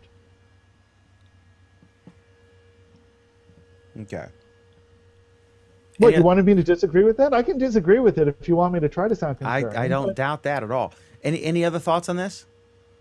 Well, I mean, I think if you look at some of the posts that have come out about it since, and particularly if you follow a number of Yonatan's comments, he said some absolutely amazing things, which I wish were actually major posts. So one of the things he said in one of the comments was that one of their goals in the real name policy was to prevent trolling, and they discovered that it was completely useless in that respect. People, as he put it, people are willing to be assholes using their real name. And all of us at the time were saying that. So it's no surprise, you know, there's a lot of "we told you so" behind all of these activities in the past few days. Another thing that he claimed is that one of the things they did see is that people were bringing a more real persona because of the real name policy. And I find that interesting because of all the people that I know personally who joined Google+, not one of them brought what I would consider their real persona to Google+. And that includes myself. I find that I'm very transparent. I mean, my name and everything I do, where I work, you know, my business, it's all on here. So when I post something, I make an effort, you know, to make sure it's spelled right and everything. And when I look at posts, like if I click to something from Drudge Report, you'll see the most trolling posts, you know, are from like, you know, Redneck Southern Boy. The intelligent posts tend to be from a traceable real name. Well, so I think there is something to the idea that if people know who you are, that you're going to be on your... Not everybody, but in general, if they know it's Pam Adger from Menifee, California, she might behave better than if she's, you know, hot brunette chick.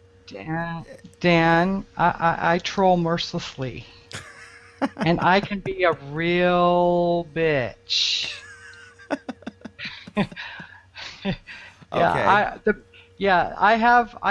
The number of people who have me blocked is probably over 1,000. So yeah, don't use me as a. I can be merciless. Yeah, so. There are exceptions to every rule. And final thoughts, and then we got to move because we got too many topics. All right, next up. Go ahead. I think the other thing that he mentioned in one of these comments is that they are strongly regretting some of their decisions to create multiple types of accounts. So the concept of profiles versus pages, they see that as a mistake nowadays. Really? Yes. That's interesting.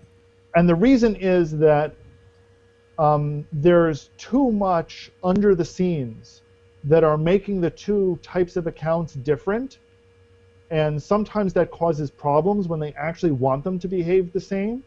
And they're now kind of the opinion that they really should have just made one account or one type of account up front that had all of the features and let you as a user figure out which of those features you really want to do. You know, because if it makes sense for Dan McDermott to have opening hours or operating hours for himself, maybe that makes sense and maybe it doesn't.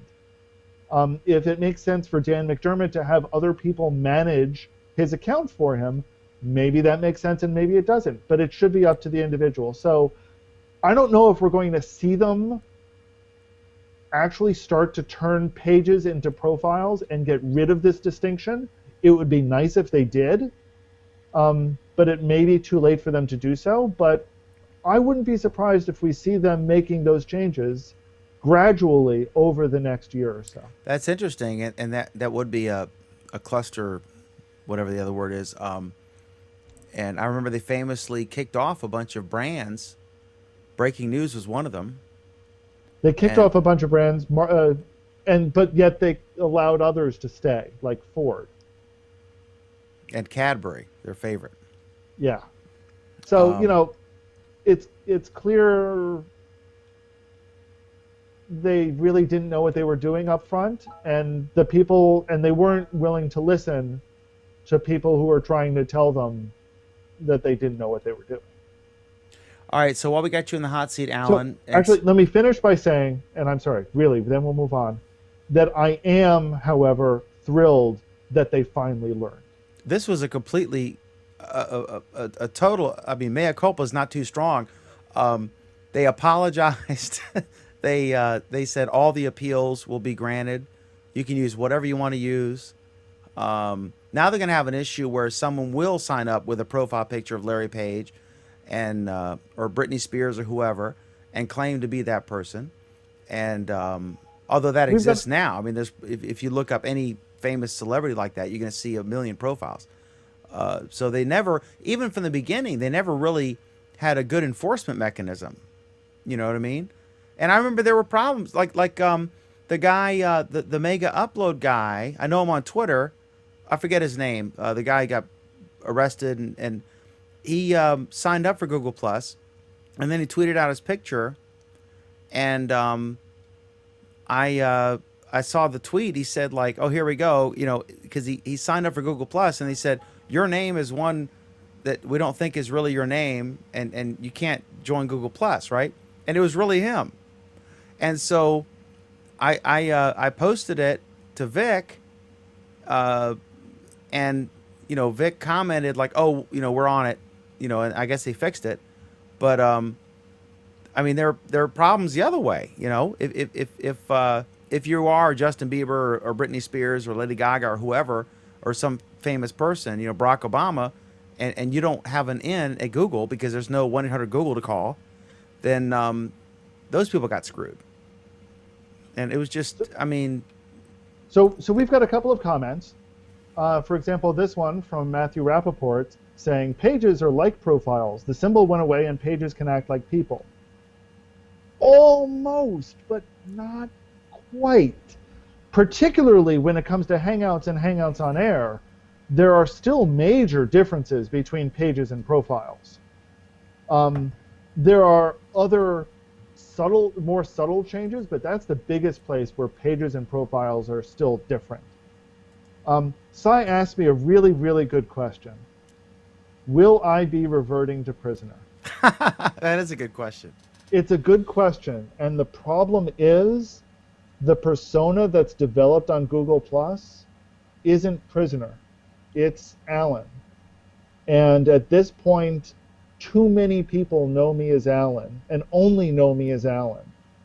So now I'm kind of in the reverse situation, whereas before, the reason why I wanted to use prisoner was because everyone who knew me as prisoner. Now most people who know me as Alan. So I'm in a bit of a bind about what I'm going to do. I'm strongly leaning towards putting prisoner as part of the name, however. So like Alan, quote unquote, prisoner first. Yeah. So you are a victim, a prisoner, if you will, of the Google Plus Week bump. All right. Excellent. Okay, Alan, this is one I did not read. You submitted, I think, or someone, I'm not sure who put this in there. I don't know if it was Pam or Alan. Whoever speak. Let's nationalize Amazon and Google. What's this about? I have no idea because I didn't read it either. I didn't put it in, so I have no idea. Okay, so let's skip. When I opened up the Google Docs, it was filled to the brim. I said, okay, it's done, and I closed it. Yeah, it was ridiculous. I had some time today.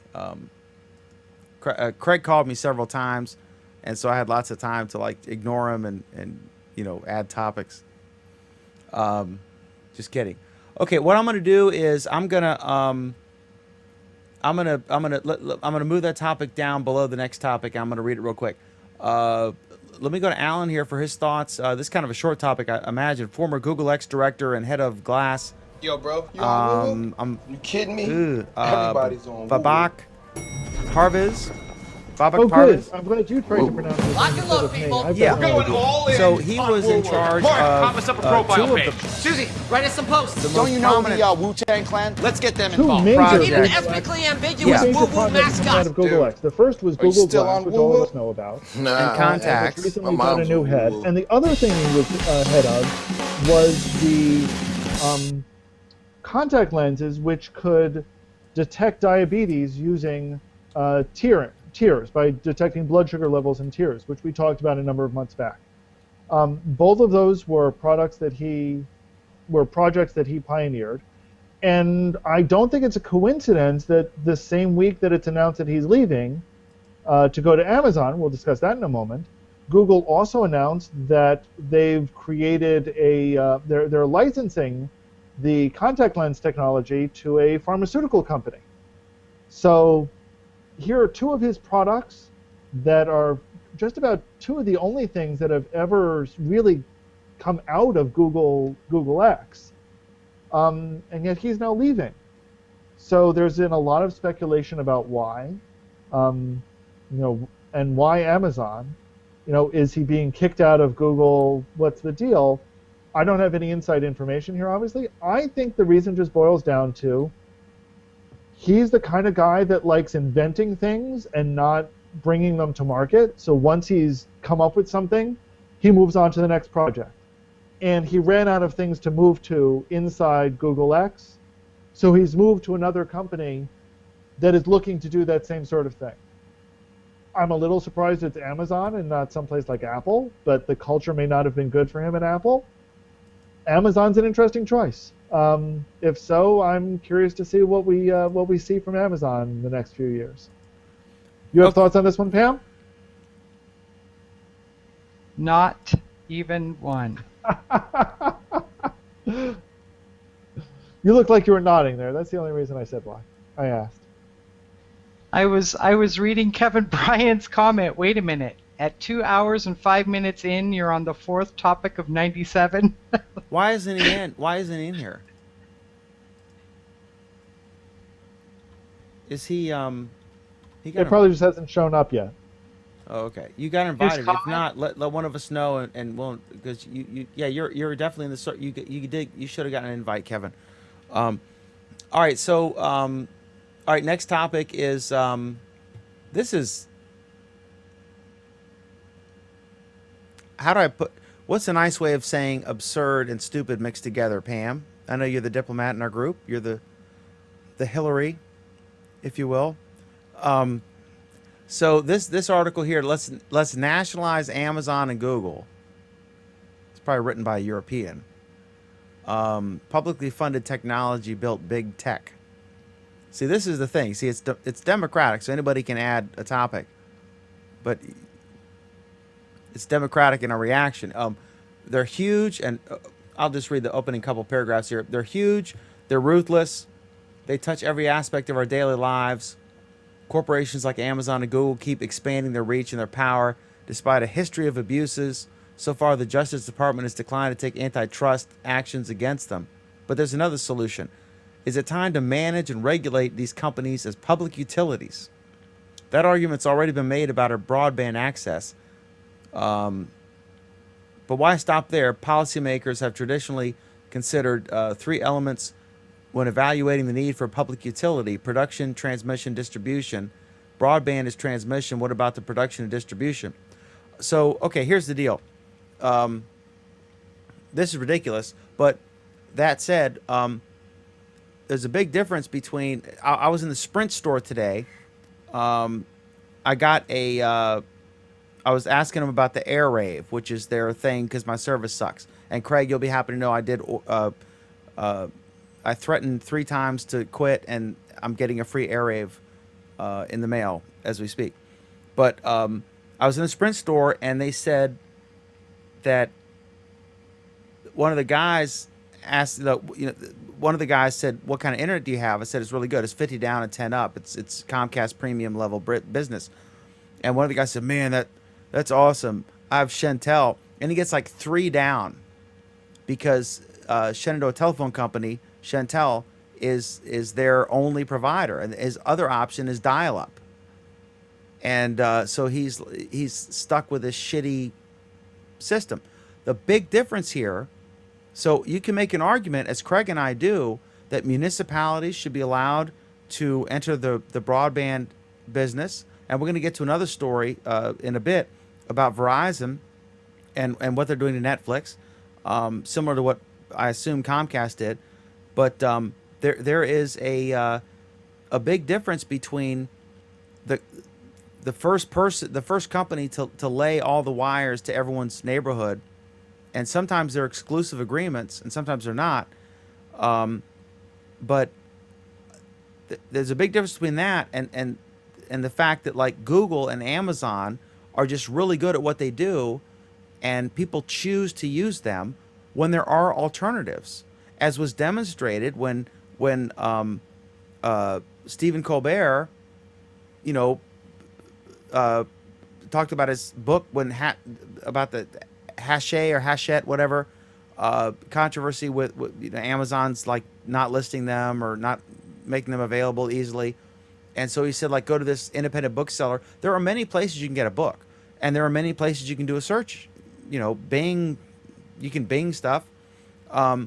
So I think this is a ridiculous thing. Any thoughts on this, Craig Ship? Well, yes, there is a whole lot of competition out there, and there's a lot of ways that people can find things. They don't even have to use the internet. So the big issue is what you were talking about, is the internet access to everybody. If everybody has high-speed internet, then there will be even more competition. There'll be even more people that'll get in the space. Of course, area guides here in Frederick, we totally dominate all the local searches. They go to frederick.com to find everything that they need. They don't go to Google. So we pretty much have a de facto monopoly here in Frederick. So it is doable. And as more people have high-speed internet and have access to the internet, it will motivate others. I mean, think about the iPhone and Siri. I mean, if they keep improving that, I'll be able to just ask Siri what I want. I want a restaurant so-and-so, right? And she'll tell me where it is. And start to navigate. Craig. So there's plenty of competition. Craig, no. Why would you ask Siri what you wanted? Why would you do something as stupid as that? Siri already knows. It would just tell you. That's right. Look at a service like Eat24. That's right. And if I have a watch on that measures my blood sugar, she knows I'm hungry. Right. So say, hey, you forgot to eat lunch. And look at Eat24, for example. It just sends you a message saying, hey, it's dinner time and you haven't eaten yet. What say you order that from that Chinese place? You said you liked it last week. That's right. So there's all kinds of ways that competition will continue to increase, and the internet is way too young to declare winners and losers at this point. We don't know how this is all going to shake out. I happen to think that Google's going to be on the losing side because there's too many things they just don't do well. But who knows? Time will tell. So they certainly don't have a monopoly. I mean, there's no freaking way they have that. I talk to advertisers all the time that don't advertise at all on Google, that use all kinds of other ways to advertise and get customers. And that's how Google makes their money. So if Google had a monopoly, everybody would be advertising on Google.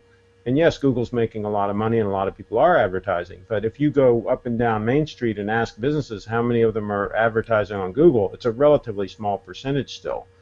So there's no way that they have a lion's share of the market as far as how people advertise, and that is the business that they're in. They might have the lion's share of searches when people do a search on the internet, but that doesn't mean they have the lion's share of what they do to make money, which is advertise for businesses. So no, they don't have a monopoly, and there's a whole lot of competition in the pipeline, and as more and more people get high-speed internet, there's going to be even more competition. So let them all fight it out. Excellent. Okay, so next up is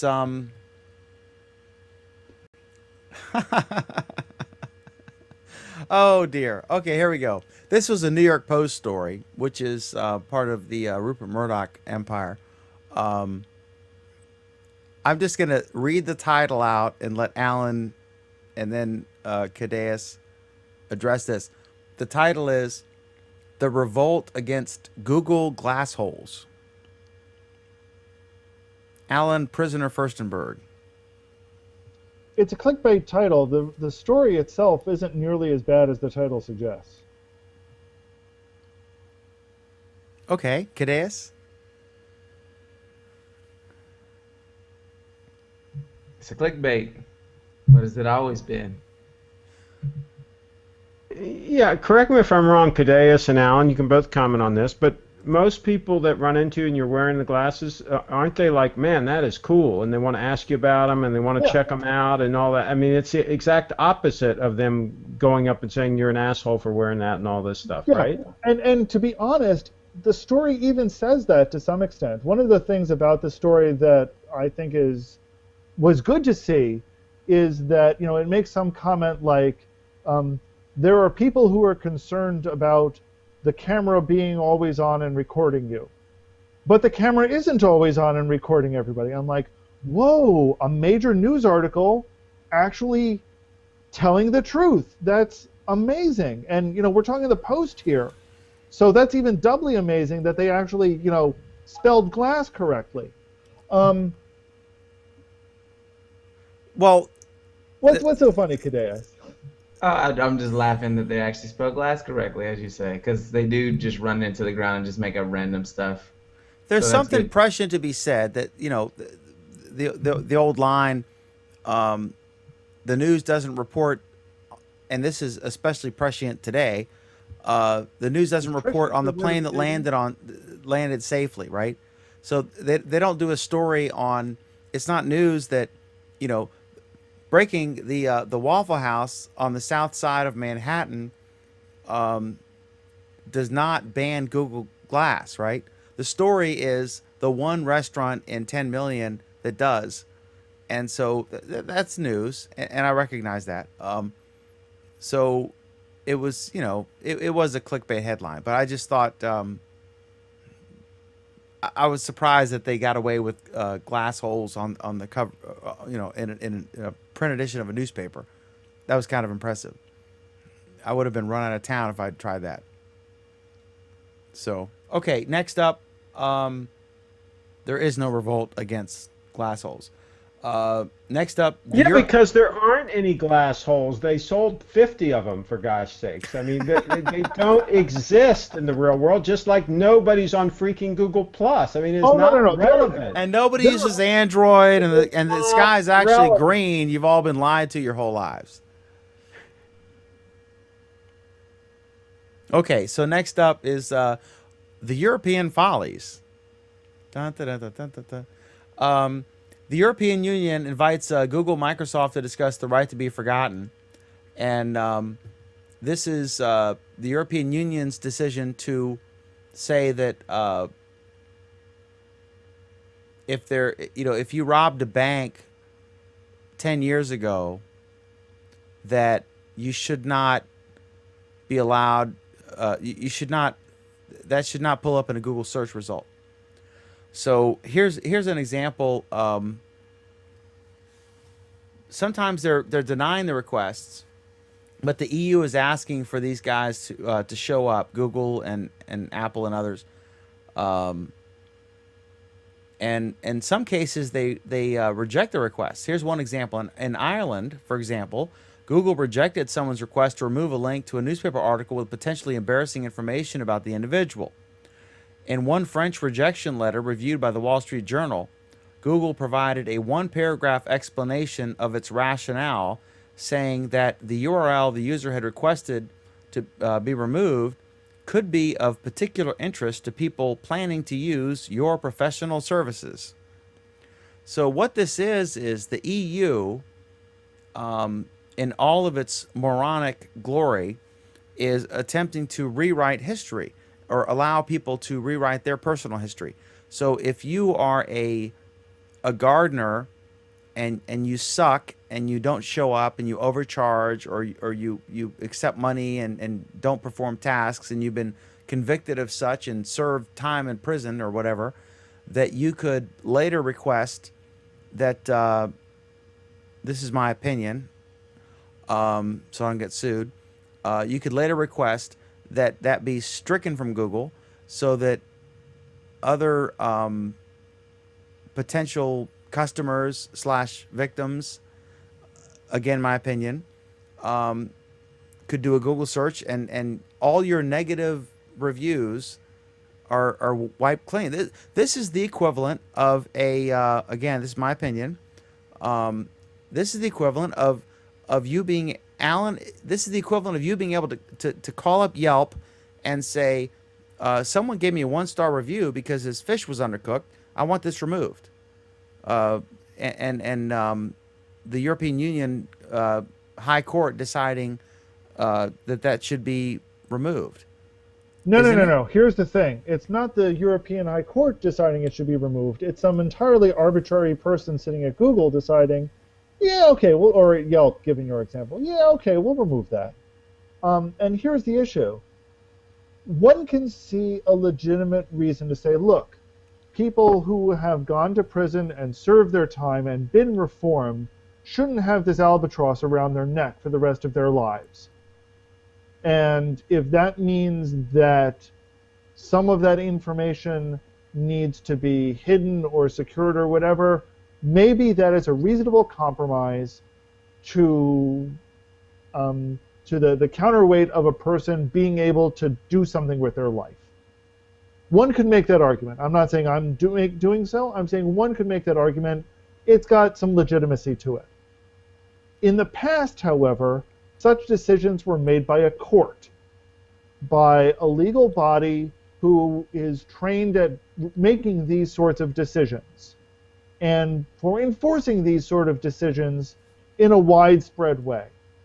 What the European Court ruled, however, is that it's Google who needs to make those decisions, and Microsoft too. And they need to do it independently, and they need to do it without a lawyer reviewing it. Because there is nobody's accountable for those decisions. Because Google isn't accountable, it's a corporation.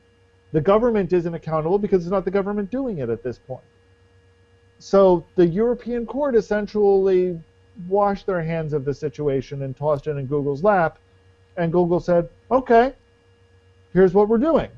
And now the European Union is upset that Google is doing it based on their own decisions and not based on what the European Union actually wanted. I mean, clearly Google is trolling them, and they're following the letter of the law, but you know, they're doing it in protest. I did a post to parody this, where I posted the Wikipedia entry for Charles Manson, where I just highlighted that he was, you know, a 60s musician, a rock guitar band player, and he's been covered by these bands. And I left, you know, all of the stuff that he, you know, he'd been convicted of conspiracy to commit murder, and the Manson family and all that stuff out. And I just left all this positive stuff in.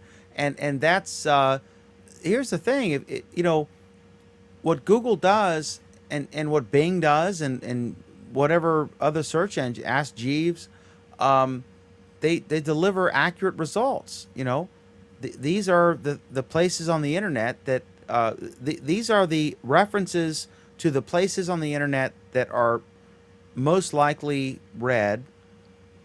And for the EU to mess with that is absurd.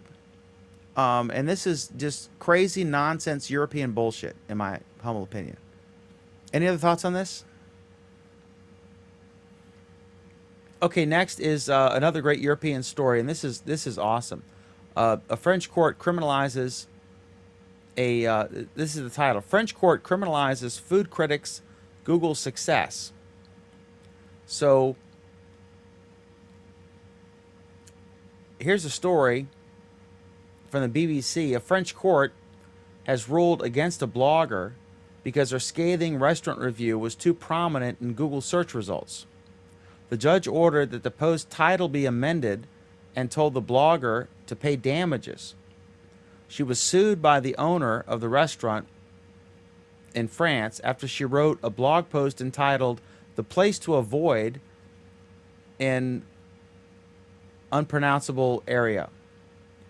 According to court documents, the review appeared fourth in the results of a Google search for the restaurants. The judge decided that the blog's title should be changed so that the phrase "the place to avoid" was less prominent in the results. This is where this is all going. This is like insane. And you know, in the United States, we have the First Amendment, which is interpreted and ruled and practiced. You can basically say whatever you want. If you deliberately lie and you have malice, then you can be sued for that. But there's no prior censorship, and you can basically say what you want. If I think, you know, Subway is awesome or Subway sucks or whatever I want to say, I have the right to say that, and I have the right to say that on NBC News or on my little blog that nobody reads or anything in between. And in the European Union, they do not feel that way, and obviously in France they don't feel that way. So this is just an insane thing. Anybody want to weigh in on this? Anybody want to defend the French on this one? No, I'm not even going to try to defend the French on this one. What I do find kind of interesting is in some ways this is the exact opposite of the right to be forgotten law. This is, I don't know. In some ways it's the same. In some ways it's the exact opposite. I think it's a mess, and I wish the Europeans would, you know, figure out what they're doing. The whole point of the internet is it's everything. You know, it's This is the right to not be hated. I mean, what kind of crap is that? You know, you really can't force the public to love a restaurant, to like it, to want to go there. What the hell is their point here? You know? Sai says, my escargot was chewy and cold. Kevin Bryan, people couldn't be bothered to do the obvious thing, remove the original website, so they get lazy and shoot the messenger Google. That's a very good point. Cybernaut says the guy who goes by prisoner. I don't know what reference that's making, but that's pretty funny. I think that was during my comment about the partly supporting the right to be forgotten. Oh, no, person who gets out of prison and served his time. That was it. There you go. All right, so next up is FedEx indicted for shipping drugs for online pharmacies. My first reaction to this, because when I first read it, I said, you know, they're indicted because illegal pharmacies are shipping drugs to folks.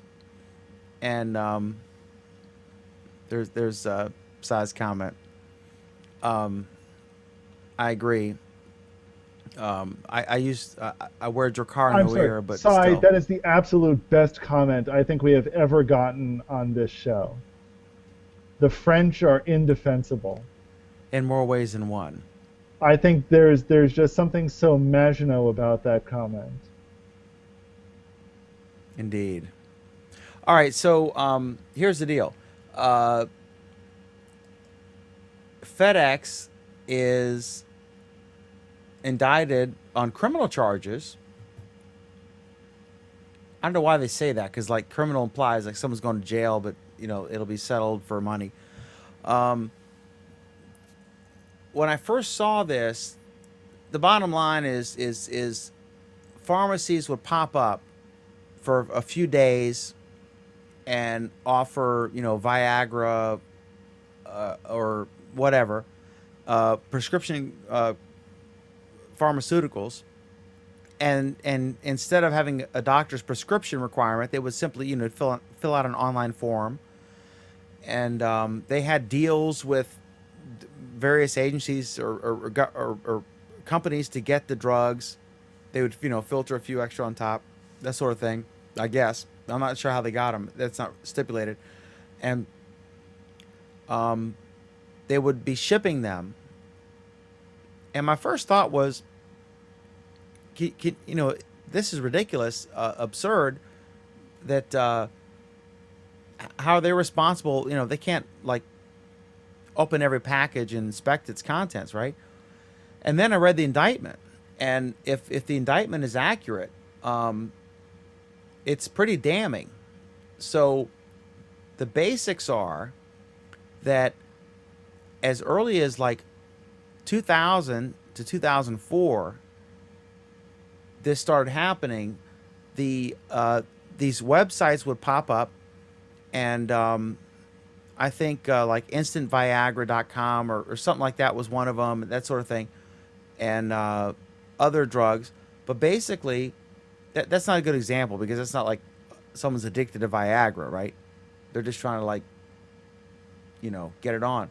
But what happened was these pharmaceutical companies would pop up, and they would go online and they would offer stuff, and there would be like a period of a few days when they would sell a bunch of stuff, and then they would get raided and shut down. And so FedEx on multiple occasions for over 10 years was approached by the DEA, Justice, and other, you know, the FDA, other agencies at senior levels, and told about this. Also, this is based on the indictment, right? I mean, everyone's presumed innocent, but I'm just quoting from the indictment here, which, you know, you can judge that on its merit. Also, they were told that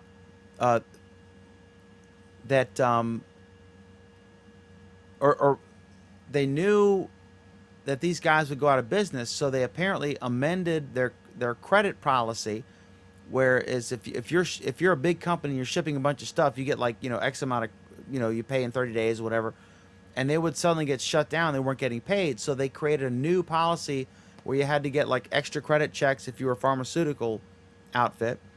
And then the most damning evidence, again, if true, in the indictment, is that drivers were routinely people, because like you don't want to order this stuff to your house, so they would have it sent to a school or a vacant lot with an address or whatever, and the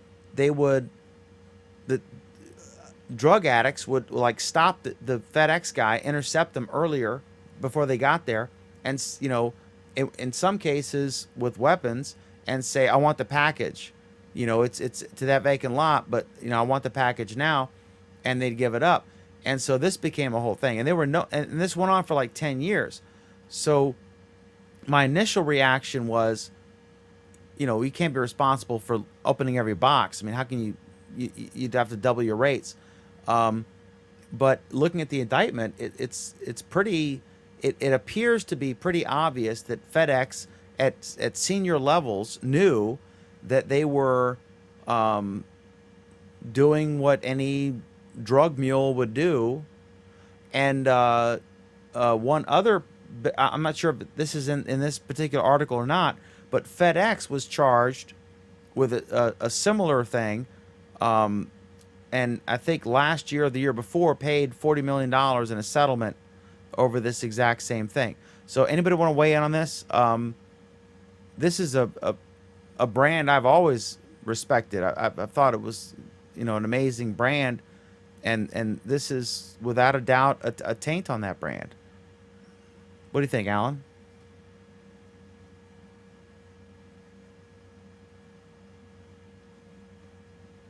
I really have no opinion on this whatsoever. You don't get your Viagra via FedEx from I $10viagra.com? No, if you do, I can see why you might have that problem. But this is not a personal problem for me. Being 7 feet tall, even on your worst day. Pam, what do you think? Where do you get your Viagra?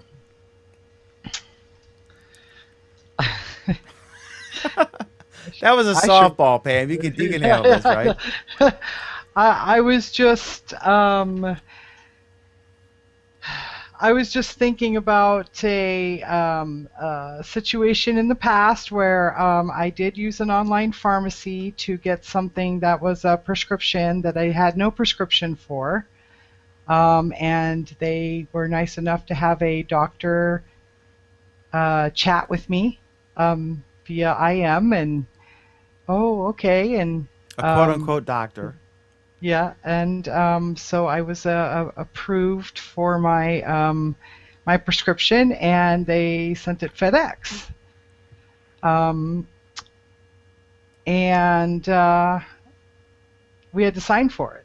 You know, someone who was an adult had to sign for the package. But other than that, we didn't do any chasing down the truck or, you know, holding anyone. There were no at guns gunpoint drawn or- at the time. No. One time we weren't there to sign for it. We had to drive to Corona and get it. You know, but Just to add to that, Pam, Cy says, please send all my packages to 1060 West Addison Street, Chicago, Illinois, 60613, which is of course Wrigley Field, home of the most winning baseball team. Just kidding. Go ahead, Pam. No, I was just gonna say. I mean, it wasn't an issue, but then again, you know, I knew, you know, that I was doing something that wasn't legal, but I sure as heck didn't realize that FedEx had any knowledge or, you know, complicity in the deal at all. I posted the entire indictment, the actual indictment, and it's quite a read. I read the whole thing, and again, I'll be talking about that tomorrow on the Virginia Talk Radio Network, and it's quite a read. So, yeah, it's pretty damning. If it's accurate, then I predict a settlement. Okay, next up is Amazon announces a brand new $9.99 per month unlimited reading service. This has been compared by many to Netflix. I think that's a good analogy because this is not any book, it's a combination of Kindle books, which you can read on a Kindle or, you know, your Kindle app on iPhone or Android, and also some Audible books. But just to put it in perspective, they said it's over 600,000 titles, including thousands of Audible books. There are 150,000 Audible titles available, over 150,000. Only 2,000 are included with this service. Now, there are some notable titles like the Lord of the Rings series, the whole Harry Potter series, but, you know, only 2 out of 150 plus. So it's obviously, I think the Netflix comparison is a good one. Sort of, you know, a B list with a few standouts to draw attention. But I still think it's interesting because if you're like me, I like to walk in the park and I like to listen to something while I'm walking, a podcast or something. And I've seen that Audible books are ridiculously overpriced and like $20 a pop or more versus a much lower cost ebook edition. But I want to listen to something while I'm walking, you know, or at the gym, you know, Gold's Gym, whatever. So what do you guys think? Is this a game changer or meh or something in between? What is this? I think it's an attractive product I might consider. What do you think? It's not a game changer by any stretch of the imagination. It's by Amazon, so it could be, right? If No, Walmart not introduces really. a product versus your neighborhood grocery, then it could be a game changer, even if it wasn't unique. No, I don't think it necessarily makes it a game. I mean, Amazon does a lot of stuff that is not game changing. Will it, you know, play a factor? It might. I'm not really convinced they know what they're doing with it, but, you know, we'll see where it goes. I think it's interesting to follow. Okay. I thought there'd be a whole thing. All right, next up, there's an article. I'm going to read the title. After receiving $47,000 from ISPs in 2014, Blackburn wants to block competition. This is talking about Congressman Blackburn. This was a bill that passed in the House. I don't know what the deal is in the Senate. This is Marsha Blackburn, but this is about municipal broadband. We talked earlier about how internet sucks in a lot of areas, and the House voted. The FCC wants to. I think I have this correct. What they want to say is that they want to override state laws banning, like in Virginia, if a municipality wants to offer local broadband and contract with a company or lay the fiber or copper themselves, that they're prohibited from doing that. There's one locality that is grandfathered in Virginia. It's Bristol, because they had before the law was passed. But the conservative argument against this is you don't want the government creating businesses to compete with the private sector. That's not a good idea. So, and I can understand that, but we've seen such abuse and such monopoly, and even though not legally a monopoly, because other companies could come in, but it's just not practical for them to do so. And so you have people underserved by these companies that are screwing over their users, and we've talked about this over time and time again. But by voice vote, they voted to, I think by voice vote. I'm sorry, I'm maybe confusing stories. We have like 75 stories tonight, but they voted to ban the FCC. Now I don't know if I have no idea on whether this would even be introduced in the Senate or be passed by the president, signed by the president. But any thoughts on this about municipal broadband and the idea of whether there is a legitimate argument that municipalities should be banned by the state from offering or entering into agreements to offer broadband to compete with the private sector?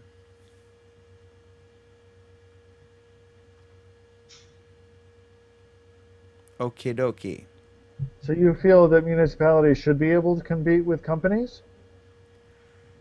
I think when companies have exhibited egregious examples of promising X amount of services and not delivering, and deliberately blocking other companies, which is our next story, and where it's not physically realistic, logistically realistic for other companies to compete with them, that you have a de facto monopoly.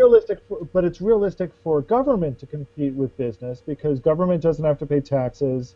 Government has a near unlimited source of income. Government's got a whole bunch of other advantages that it can have. In that case, it's okay for government to compete against business. Yeah, because I'm so pissed off at the situation at hand that this country that invented the internet is not even in the top 10 list of speeds. This country that invented the internet. Who invented the internet again? Who paid for it? And yet, back, several articles ago, you were calling, it nonsense when they were talking about regulating Google and Amazon. So you're saying instead that government should be a competitor to Google and Amazon? How is the final line pipe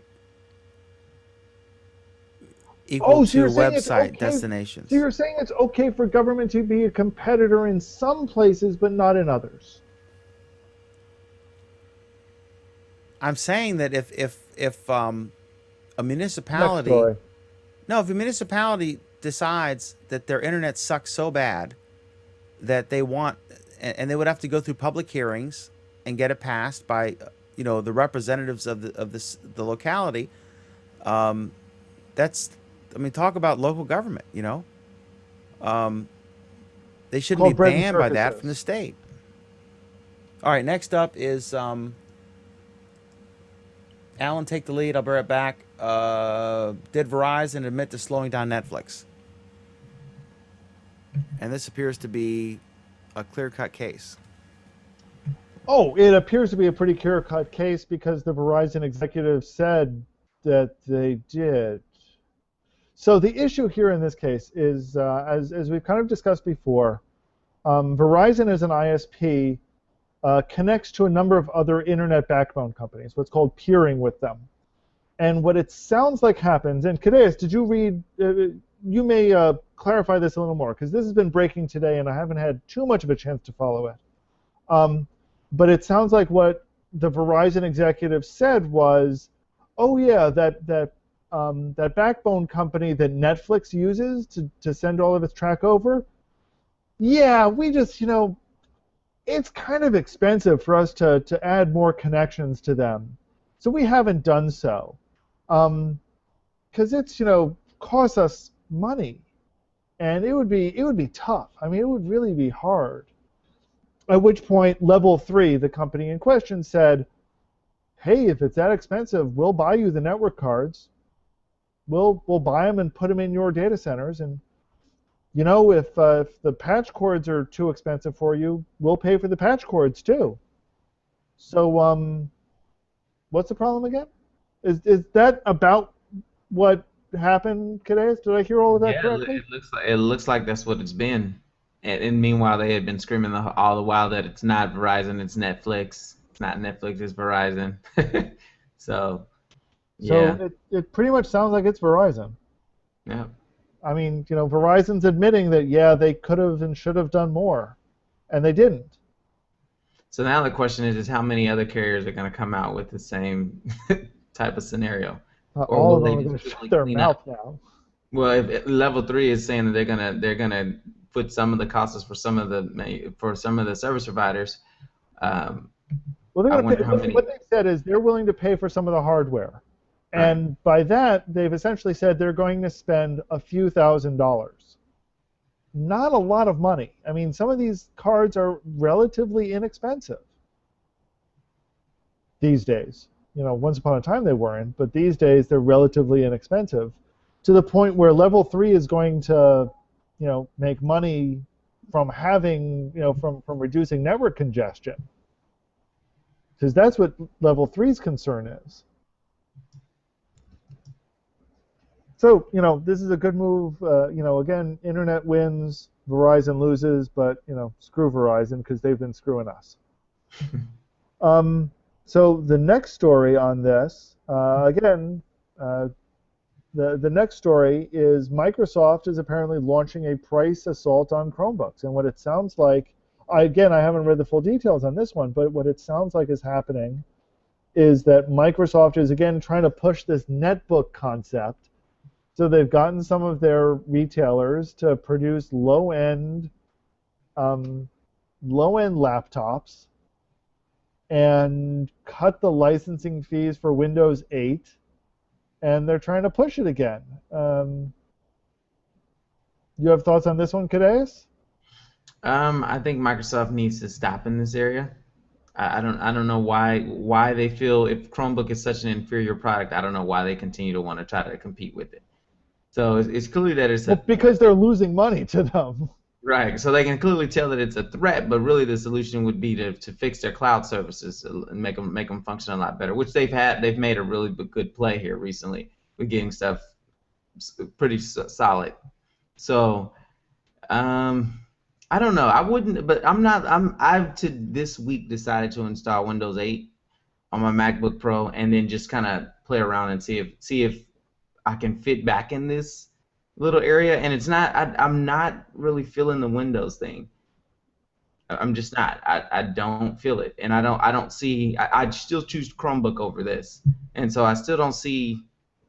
I don't see a lot of their. Basically, I don't see a lot of their improvements, but I'm hearing that they've made a lot of good plays here recently. Well, again, their biggest argument is, you can run any software on Windows.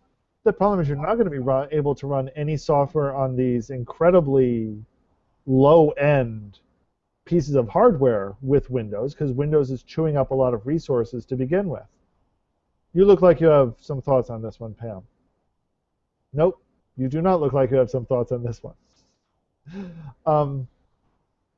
So, I was just choking on my own spit. Sorry. I can understand that bile that comes up every time we think about Microsoft laptops. I can understand that. I do find it interesting that I did read an article about them possibly laying off 18,000 employees. So I think 18,000 employees, of which over 12,000 are from the Nokia division. So essentially, they bought Nokia and fired, I forget what percentage of their employees, but it's a substantial number of their employees. Actually, it was very interesting today. One of the things I saw as one of the commentaries on that story, and thank you for bringing it up, Pam, because it's a great story, is that Microsoft currently has something like 120, 130,000 employees worldwide. Mm-hmm. And if you compare that to other tech companies like Apple, who has something like, what did I see? Was Apple 35,000 and Google had something like 50,000? Microsoft has way more employees and doesn't seem to be doing nearly as well with them. So it's understandable why they're laying people off. But I don't know if this is a case of smarter versus harder, or, what the deal is. Let me see if I can find those numbers again quickly. So yeah, no, it's an excellent point. The Microsoft is desperately trying to save itself, and I don't know. Do you think they can with this amongst other moves, Pam? No. Okay. And the reason why is because they have made several attempts to go into hardware of one sort, or another, and I think Xbox might be their only success. And yet it's and that's questionable. And yet it's interesting how much they kind of dismiss the Xbox as a success, as their own product even. They kind of talk about all of their goals and their efforts, and they're like, and oh yeah, we've got Xbox. Yeah, well, they had Zune. Is it Zune? That MP3. Zune. Yeah, the MP3 player, and what else did they try? I mean, they have some other hardware products like mice and keyboards and other stuff. Yeah, but that's I mean. But yeah, it's all pretty minor stuff. Yeah, and a Microsoft keyboard is just an IBM keyboard. I mean, what? There's no. Let's be clear. An IBM keyboard, when you press the key, gives an extremely loud thunk. I love that. It's a very important distinguishing feature of a real IBM keyboard. I feel bad for Bill Gates' kids because they were forced to, they couldn't have an iPod or whatever. They had to have a Zoom. How much you want to bet they've got iPads? I'm sure secretly. I think what this is about is they're looking at Google, and How much you want to bet they bought one with a week's allowance? I hope that whoever was involved in creating and maintaining the Scroogled campaign, I hope that all of those people are involved in these 18,000 layoffs at Microsoft. And what you got? Kevin's comment is Windows is losing share in laptops to Chromebooks, but everyone who's it just disappeared. But everyone who's a PC gamer is Windows for life. I hear you. I think this is Microsoft realizing that there is a market for lower end laptops, because as more and more people get computers, because like back in the day it was just the geeks and the power users, most people just they're doing email, Twitter, Facebook, whatever, and they don't need I went to Walmart and I was just I always look to see what the offering is, just out of curiosity, and they're still selling Celeron based laptops. I was like, my God, that's how many years So I don't know. I mean, they're not even. They're still selling stuff that's not even on the i3, 5, or 7 platform. It's mind-boggling to me. Any other thoughts on this? Yeah, I found those numbers that I was looking for. So Microsoft reported a total employee headcount of 127,000. So as part of this, they're cutting about 15% of their jobs. Apple has about 80,000 employees. Google has about 52,000 employees. Some other interesting ones. Facebook. Anyone want to guess how many people work for Facebook? How many? That's a good number. 6,800. Really? That's 1/10 of Google. But they're also doing much less. But yes. What's yeah, but Google's revenue? Their campus is pretty darn big there in Palo Alto. I mean, several buildings for 6,000 people. That's 6,800. But keep we don't know how many people work at Mountain View headquarters at Google, for example. They've got places worldwide. I don't think Facebook has worldwide offices. What as a quick aside, while we're on this topic, this isn't a topic, but just a quick question. Janet Yellen, the new Fed chair, just said this week that she thinks we're in a bubble on valuations of these social companies. Do you agree with that? Hell yeah.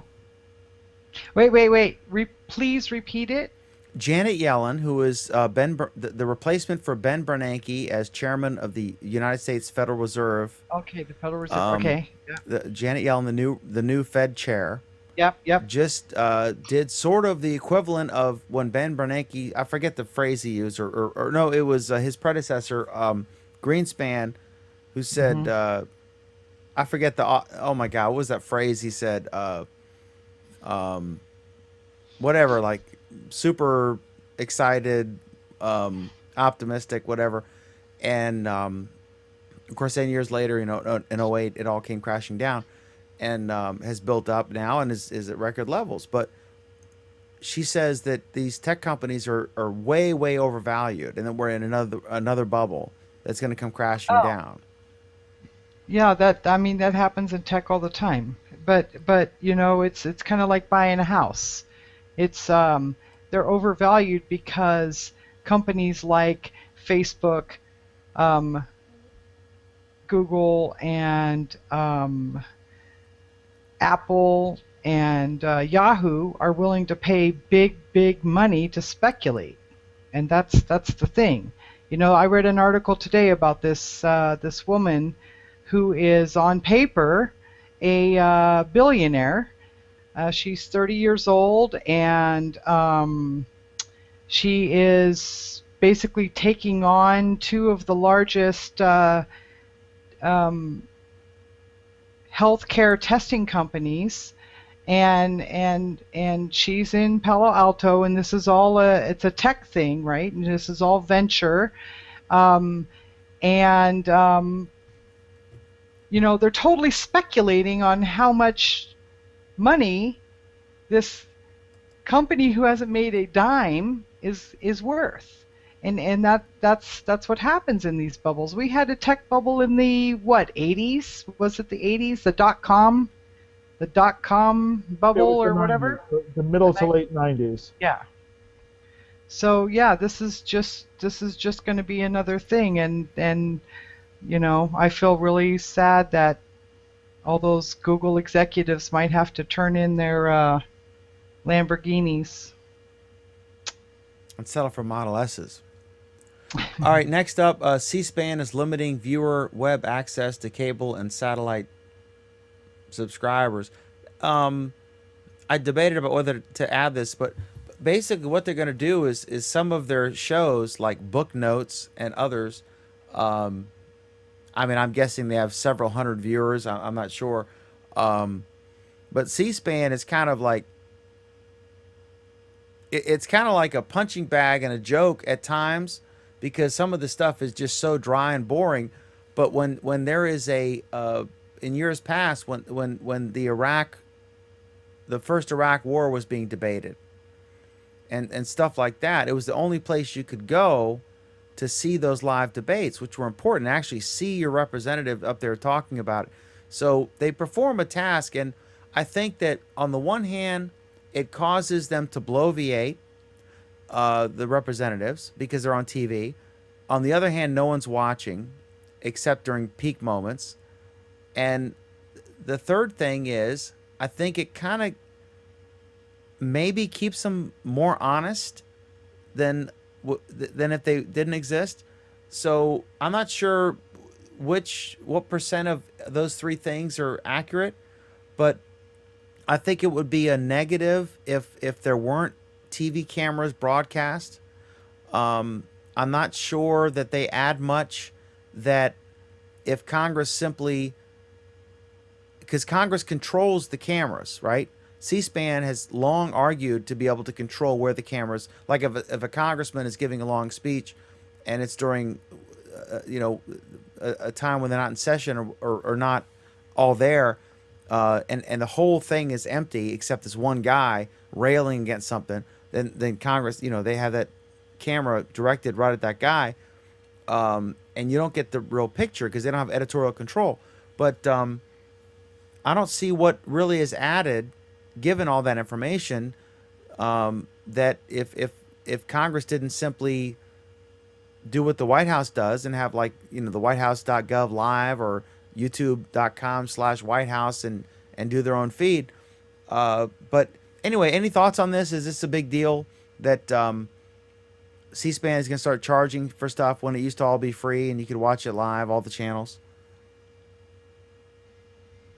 Well, it's going to be a big deal because no one's going to buy it. The reason this came to mind is your point that if we go to an a la carte system, the only place I see C-SPAN. The only place I see C-SPAN is in the doctor's office. Maybe in the doctor's office. Sometimes it's CNN instead. Sometimes in airports they have C-SPAN. Where else? All the horrible, boring places have C-SPAN running. I mean, there's no, you're not going to a sports bar. I'm just You're trying not to going think. to go to a sports bar and see C-SPAN, Friday night C-SPAN party or whatever, But it's funny but C-SPAN is the one argument for bundling. I'm totally against bundling. I hate bundling. I wish we could be a la carte. But C-SPAN is the one argument I can think of in favor of bundling because you're forced to get it. Yep. I think it keeps them honest a little bit, just a little bit. I think they're all crooks up there. They may not be quid pro quo. You donate this much money, and I'm going to Chicago vote your way. But I think if Pam, you're running for Congress in California, and I throw you 20 grand, I think you're going to return my fucking phone calls. You know what I'm saying? Yeah. Just being honest. So I think that C-SPAN keeps them honest a little bit. But the people who are going to effects. The people who are going to buy it or need to buy it are going to be the institutions that can at least, if you read the doom and gloom about media, who can not afford to pay for more stuff, right? Yeah. It's going to be media outlets, newspapers, maybe some individual reporters, freelance people. It's going to be, the terrorists in caves in Afghanistan and stuff like that getting C-SPAN. It's not going to be, I'm sure as hell not going to pay for C-SPAN. I have never voluntarily changed my television to that channel ever. I don't care what's going on. C-SPAN has never, ever been on my television at home. And I cannot imagine a situation where it would be. Cybernaut says... Because I could just go to Dan McDermott on Google Plus and get all the news there. I don't have to watch C-SPAN. Sorry. That's very flat. That's the nicest thing you could possibly say to me. Cybernaut says C-SPAN is only useful when I can't sleep. Si, Oh my you, God, it is the most boring. Si, you've obviously not discovered the Golf Channel. No, you know Um, what? Golf is way more exciting than watching. I don't know if you've ever seen the movie Ferris Bueller's Day Off, whatever, like 17 right? times, yeah. Yeah, well, yeah, it's 20 some for me. But anyway, Who has not seen that? the Ben Stein plays a teacher, a high school teacher, and I love Ben Stein. You know what? He's a great economics expert. I listen to him on the radio and everything, but listening to him talk Oh my is God. like I need coffee before I Bamboo listen to him shoots under my talk, because he fingernails, will yeah. put you to sleep. Yeah. All right, so Apple has settled the ebooks price fixing suit for up to $400 million, according to USA Today. This was a case where Apple, they were the last, correct me if I'm wrong, Alan, but they were the last holdout. And That's basically correct. they were pissed off at Amazon. And so Steve Jobs went to all the publishers and they switched from a normal model where the publisher says, okay, this is the wholesale price, you guys charge what you want, to what's called a what's the word Agency. model, where the publisher sets the price. And they did this to counteract Amazon's habit of charging $9.99 for every single book. Is that right? And so now they've agreed to a fine. I'm sure they'll admit no wrongdoing, but they're going to pay $500 million, close to it. 80% of $500 million. That sounds like more than 400 million. But this was a pretty clear-cut case. I mean, it's clear-cut as reading that FedEx indictment, which I actually read the whole thing. If it's accurate, I mean, I can't think of a more open shut case. Any thoughts on this? Okay, so that happened. And Kevin says, am I the only one who kind of likes C-SPAN? I watch some of their programs when I have time. I like, I would say every 2 months I tune in briefly, but I still think that they're important. I think it's good that they're there to keep them semi-honest, so that everything that they say and do is recorded on film, so that if they are corrupt, you have a record you can reference, Yes. if for no other reason. Next up is Mozilla touts Chromecast competitor as part of Firefox OS momentum. This is like a little sort of streaming thing. Is this Firefox OS momentum overrated, Alan? I think it is. I think they're around BlackBerry territory. I mean, I used to use Firefox, and then I discovered Chrome, and I haven't gone back since. Although I have no animosity toward Firefox. I like them, but I think Chrome's better. And is this stick gonna be? I'm thinking this is like a Nexus Q level product. I don't know. I think in the sense of them trying to experiment with something slightly new and slightly different, I think it's a noble effort, and I encourage, I like to see other companies out there trying to light a fire under Android and Apple, but I don't think this is going anywhere. Yeah, competition's good, but we have to be realistic. I don't know. I'm not going to be dashing out to Best Buy tomorrow, but I could be wrong. I've been wrong many times. Alan actually maintains a list at danserrors.com. All right, next up. Okay, this was this crazy product. I want to get your thoughts on this because I think it's ridiculous. This is the GoTenna, and it is a product designed to create a cell network wherever you are. It doesn't use satellites. What it does is you wear it, like let's say if Alan, Pam, Cadeas, and I are all in the Shenandoah Forest and we're all going hiking, and we each have one of these things on, and then this connects, I think, via Bluetooth to our phones, and it doesn't connect to the outside world, and there's no data network, but we can make calls to each other. And I just think this is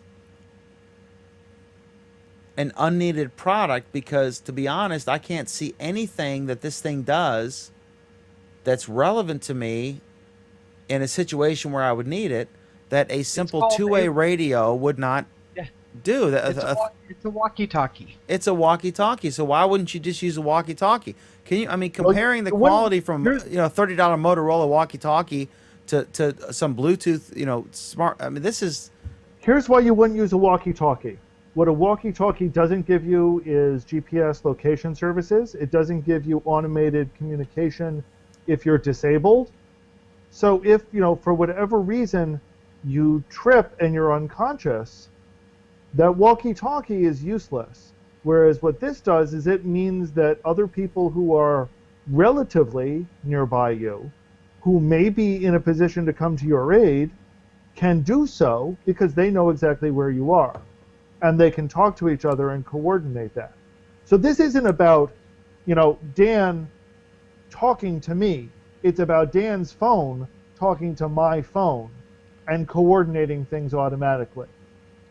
That sounds like, I swear to God, I get the appeal of the I'm disabled and I fall and I can't get up argument, but I think that's a stretch. I think this is a product without a purpose, and I think if you go to Costco and you buy two $30 walkie-talkies. If you go hiking in Denali and you have, some sort of incident and your buddy goes for help, this product might save your life if it's charged.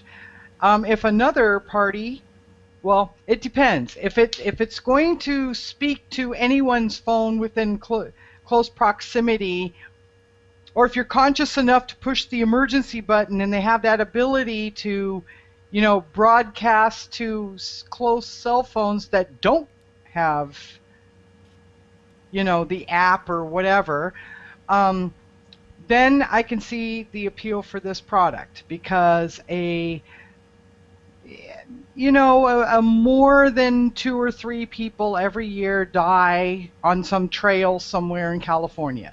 I don't know about the other states, but I know it happens in California. So yes, this would have an appeal if there were those kind of features. I unfortunately didn't read the article, so I have no idea if those kind of features exist. Well, Dan, let me ask you a question, Dan. Yes, sir. Why would anybody need a walkie-talkie? To communicate with someone, with the added benefit that anyone else who possessed the frequency could listen in. That's one advantage. But why would you want to communicate with somebody else? That's a rhetorical, at best, question. No, it's not. And that's the whole point. Okay, if 2 people want to communicate with each other, why wouldn't 2 computers want to communicate with each other? Okay, proceed. No, that's it. If you answer the question to me why 2 people would want to talk to each other via walkie-talkie, I would then say, good, that's exactly why 2 computers would want to talk to each other via wireless. We had this comment from Captain Euro, by the way. If you're disabled, you shouldn't be hiking on your own. That's not what we mean. In this case, we mean a person who is perfectly able to be hiking normally, does something like, trips over a rock, trips over a canyon, or is attacked by a mountain lion. That's what we mean by disabled. Okay, so I would say that I understand Alan's point, and it's not without merit, but the bottom line is this is being marketed, and the main appeal would be this is a way for you when you're out of cell phone range, if you're in the wilderness or whatever, that you would be able to communicate with the rest of your party. And I'm thinking at the price point, which I think is like $150, and then it's like 250 or 3 whatever after the initial amount are sold. I'm comparing that with, you know, $35 excellent two-way radios, which have a range of several miles versus the 1 mile that this one has, because it's on the 900 megahertz spectrum. That I don't see that this. I could be wrong, but I don't see that this has value to the average consumer. But I could be wrong, and you know, I'd be happy to admit that if so. Next is I think you're underestimating the average consumer's use of technology and automatic position services. Okay. We'll see as it goes. Fox fails to stop Dish Anywhere service after invoking the Aereo case.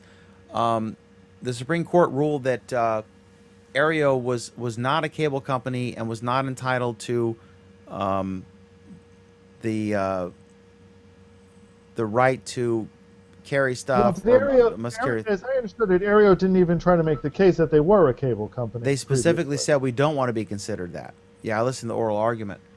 And so there was a prediction that a bunch of lawsuits would follow and a bunch of arguments would be made following the Supreme Court ruling, where they basically shut down Aereo in its present form, but there has been no announcement about their future other than they're suspending and reworking. And I think it was CBS, but some major carriers said they would be willing to talk to them. So they may be in talks to maybe go from $8 a month to, you know, $15 a month and pay everybody.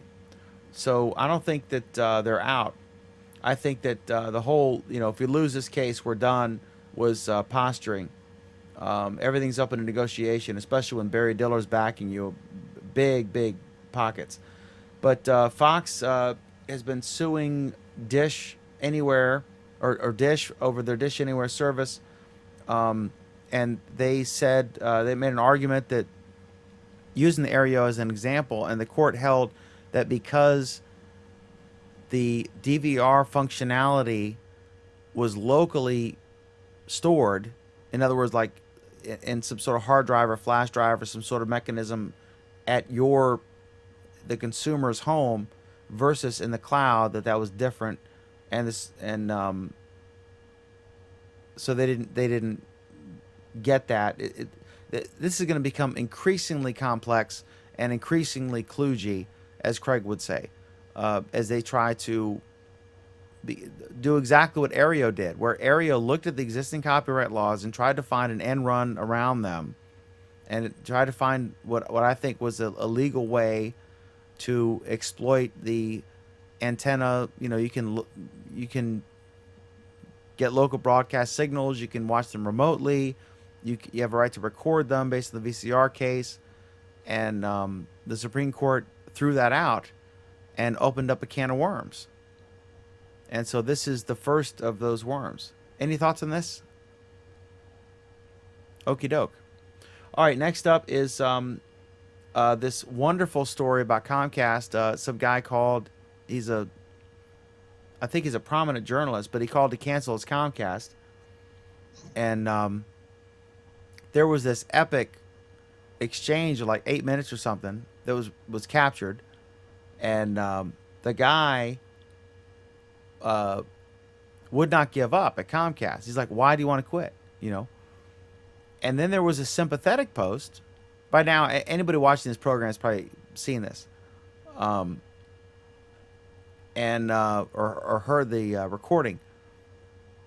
And there was John Herman, who's now with the, I don't know how to pronounce it, AWL, the OWL, formerly with BuzzFeed, wrote a post sympathetic to the Comcast guy, saying, you know, they're required to say on their thing, why did you cancel? And they're required to try to debate you into keeping them. And this guy clearly would not give a reason for his cancellation, nor would he elaborate on why. And so he suggested that precipitated the debate. But I'm sure all of you guys have heard this epic viral thing. And then Comcast came out and said, "Oh, we're so embarrassed, and this was not company procedure." When A, they're probably mildly embarrassed, and B, this probably absolutely is their company procedure at all costs to keep somebody. Um, Pam, did you hear the recording, and do you have any thoughts on this? And do you have any sympathy for the guy who was simply trying to, according to John Herman's analysis, was trying to get a reason to put on his little form there? So I called to cancel my Comcast, I don't know how many years ago, and I got a similar response. When someone asks me for information that I don't want to give, my first response is, why do you want that information? I'm not real forthcoming with offering that information. Look, I have the contract here. I'm allowed to cancel the service, and so for me, the escalation is normal. This is a normal service call for me because I am very hesitant to give reasons or to provide extra information or anything else. And so while I had a little chuckle about this, I was absolutely not surprised at all. Because their job is to try to get you to stay, number one, unless you're moving. And number two, they do need a reason, but they should have customer, non-responsive or something as one of the things that they can put in there. Now, as an ex-Comcast employee, I will tell you that you get paid based upon saving the customer and providing things to get them to stay. So this is why he pressed and pressed and pressed. Maybe he had a really... Go ahead, Alan. But no, and I understand that, and I agree with it. But at 20 minutes in, did he still think he could save the sale? At what point do you say, obviously this person is not going to give in, therefore I should get through this call as quickly as possible, and maybe I will be able to save the next sale? Doesn't actually work that way, and this has gone on for years with many people. It's just that this particular person was a famous writer. This is something that's gone on with Comcast. I worked at Comcast in 2005, so it's kind of shocking to hear that this kind of stuff is still happening. But this is something they apply a lot of pressure at saving the customer. But the goal is to find out something that they need that you can offer them. And the fact was the guy wasn't giving that up. And I disagree. He gave up several times exactly what it was. Right, but he said the poor Comcast customer guy service. to offer, well, let me give you TV for 6 months free or whatever. He needed to get him to say the right thing to be able to do that, and the dude just didn't want the service. It's just that simple. But here's what I don't get though. How much time are you going to spend on a person? There's a scene in ER at one point where they're collecting, at the end of the day, how many cases they did and how many lives were saved and so forth. And the doctor turns in a single folder and he said, I had one case today, and he died. That's what this was. Did this call center operator have one case that day that he spent 4 hours on, 8 hours on, 10 hours on, and he still didn't turn them? At what point do you say, I'm not going to be able to turn this person, therefore I need to get another person who I might be able to turn? Obviously, this was the Comcast guy from hell. I mean, clearly. This person ended up with a 0%. But this is every Comcast guy. But I have some kind of weird sympathy for the guy because that's what he was hired to do and trained to do, right? Cadeas? I mean, He did exactly what he he was did supposed to do. exactly what it's supposed to do. Now he did. It was captured, and probably it was illegal to record the call, but in obviously Comcast isn't going to press that point because I've been in situations where I've had a recording of a call and I couldn't reveal that, even though We it would don't know. vindicate We me. don't know. Now, here's the thing, Dan. We don't know if it's a single-party disclosure state. We don't know if the fact that Comcast, by making recording itself, was also allowing an automatic reciprocal recording. There's a lot we don't know. Yeah, but I just I have some sympathy for the guy, even though, like I said, he was the Comcast rep from hell. But I would hire him for sales. Go ahead. You got some comments there, Alan? From Sai, when do they realize that to save the customer, you just have to not piss them off? I don't know. That seems too easy to me. Yeah, that's way too easy because these companies they're not going to care about making the customer happy. They're caring more about saving the customer. And so, especially when you're in a monopoly type area where there's nowhere else you can go, you're kind of subject to whatever they do. So it's not about making them mad or not. So you're going to be mad, but where are you going to go? So let us give you 2-3 months free HBO or DVR free for a year, and then that should tide you down. And you can also use this to your advantage. Like today, I called Sprint because I have crappy cell phone coverage, and I talked to 3 different operators, and I said I want an Aereo. I don't want to pay for the product. I don't want to pay a monthly fee. I want it free to be able to use my internet. And in every case, they elevated me, and I said I am out of my contract. I can switch to AT&T or Verizon if I want, and I want it, or I'm going to quit. And end of story is currently, they're shipping me an Aereo for free, and so this works to your advantage as well. Their desire to keep people. So all that happened. Okay, so next up is 2 more stories, and then we're going to get to our How Was Your Week segment. This is just an interesting story. Manuel Noriega, the former leader of Panama, dictator of Panama, what do you want to call him, former friend of the U.S. and then turned negative, is suing the creators of Call of Duty, the new version, because they use his character without paying him. He's currently serving time in a Panama prison after serving U.S. sentence, and I think France or somewhere has dibs on him to serve time next.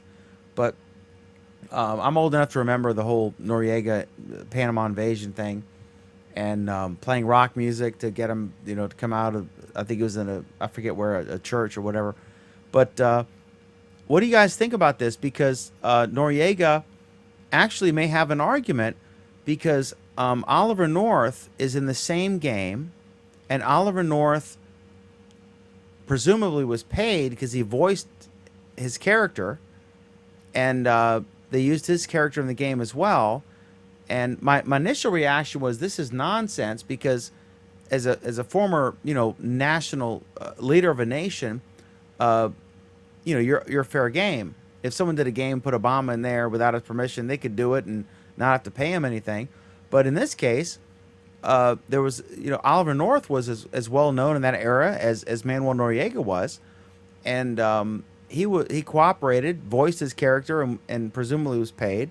Do you think there's any legal case here, Alan, that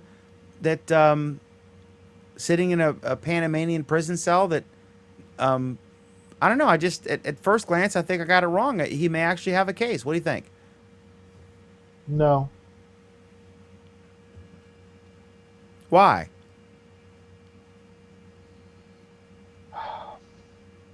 Why should Oliver North get money? Public figure.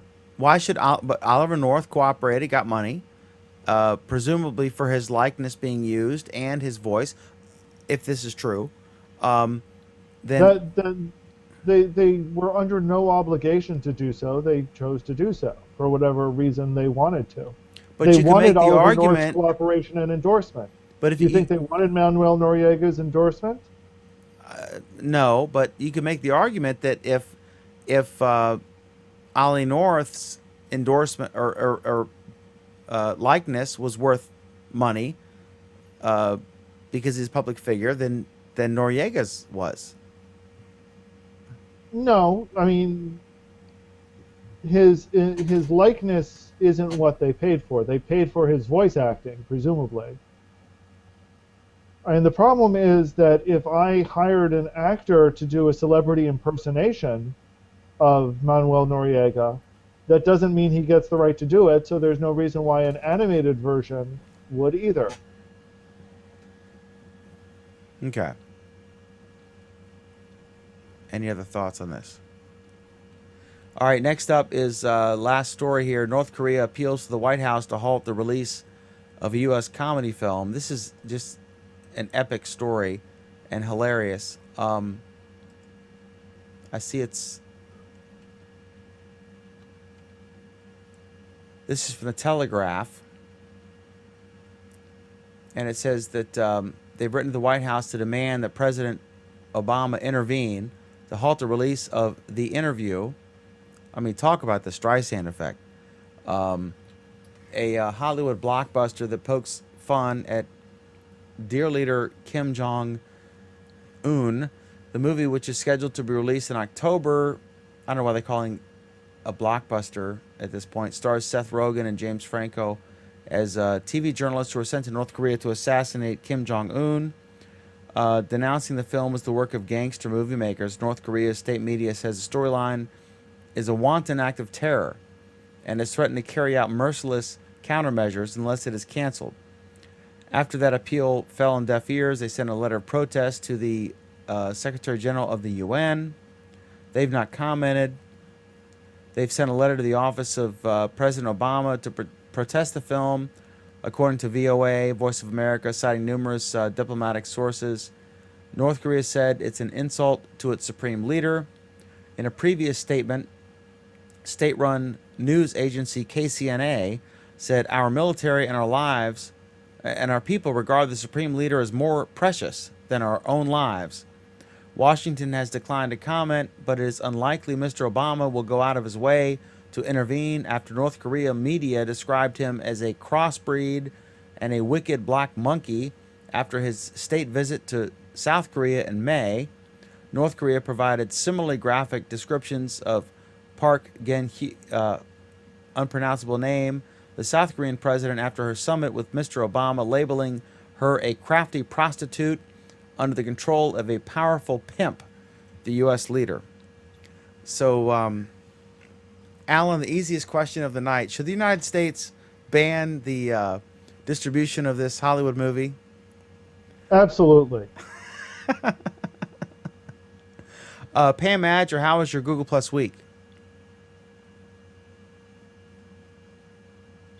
It was interesting. I threw my back out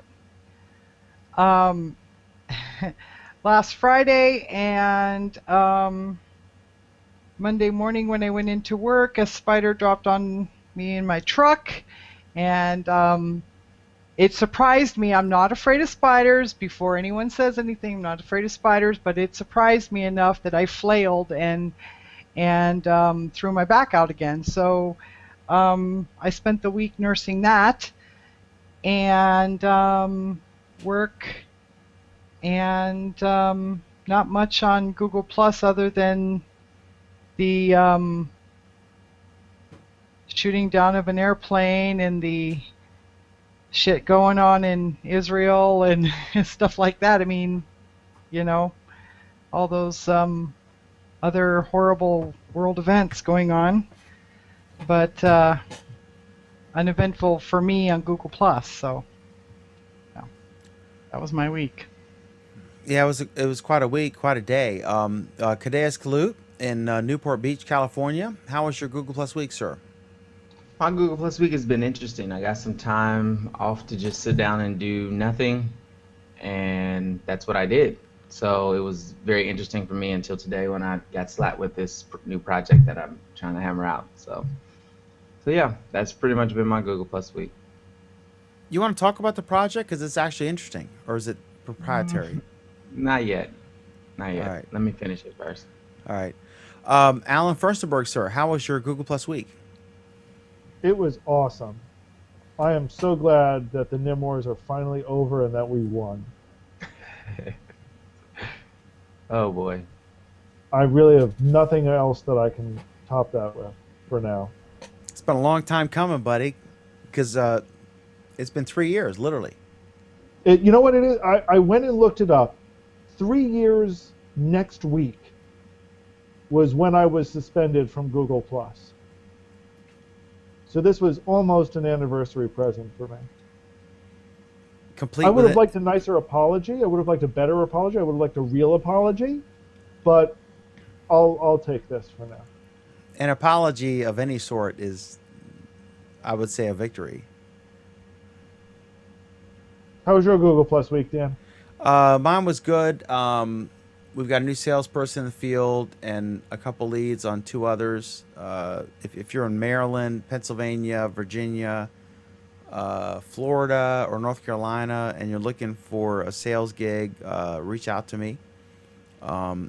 My Saturday or my Google Plus week was good, and it was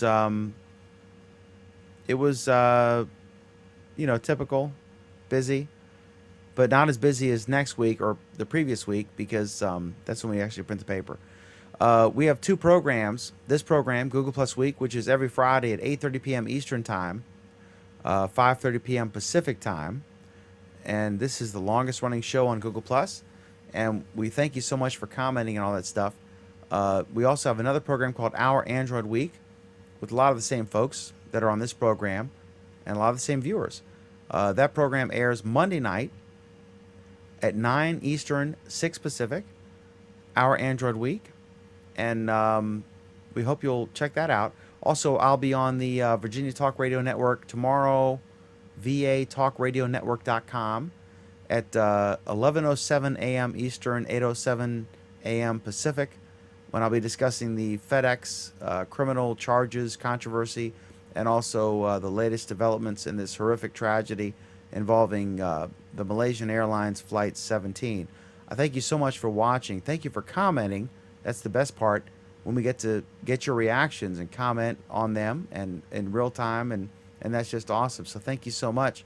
So a final look at the comments. Sai says, so should I change my name back? No, I think Cybernaut is branded, as is Alan Furstenberg.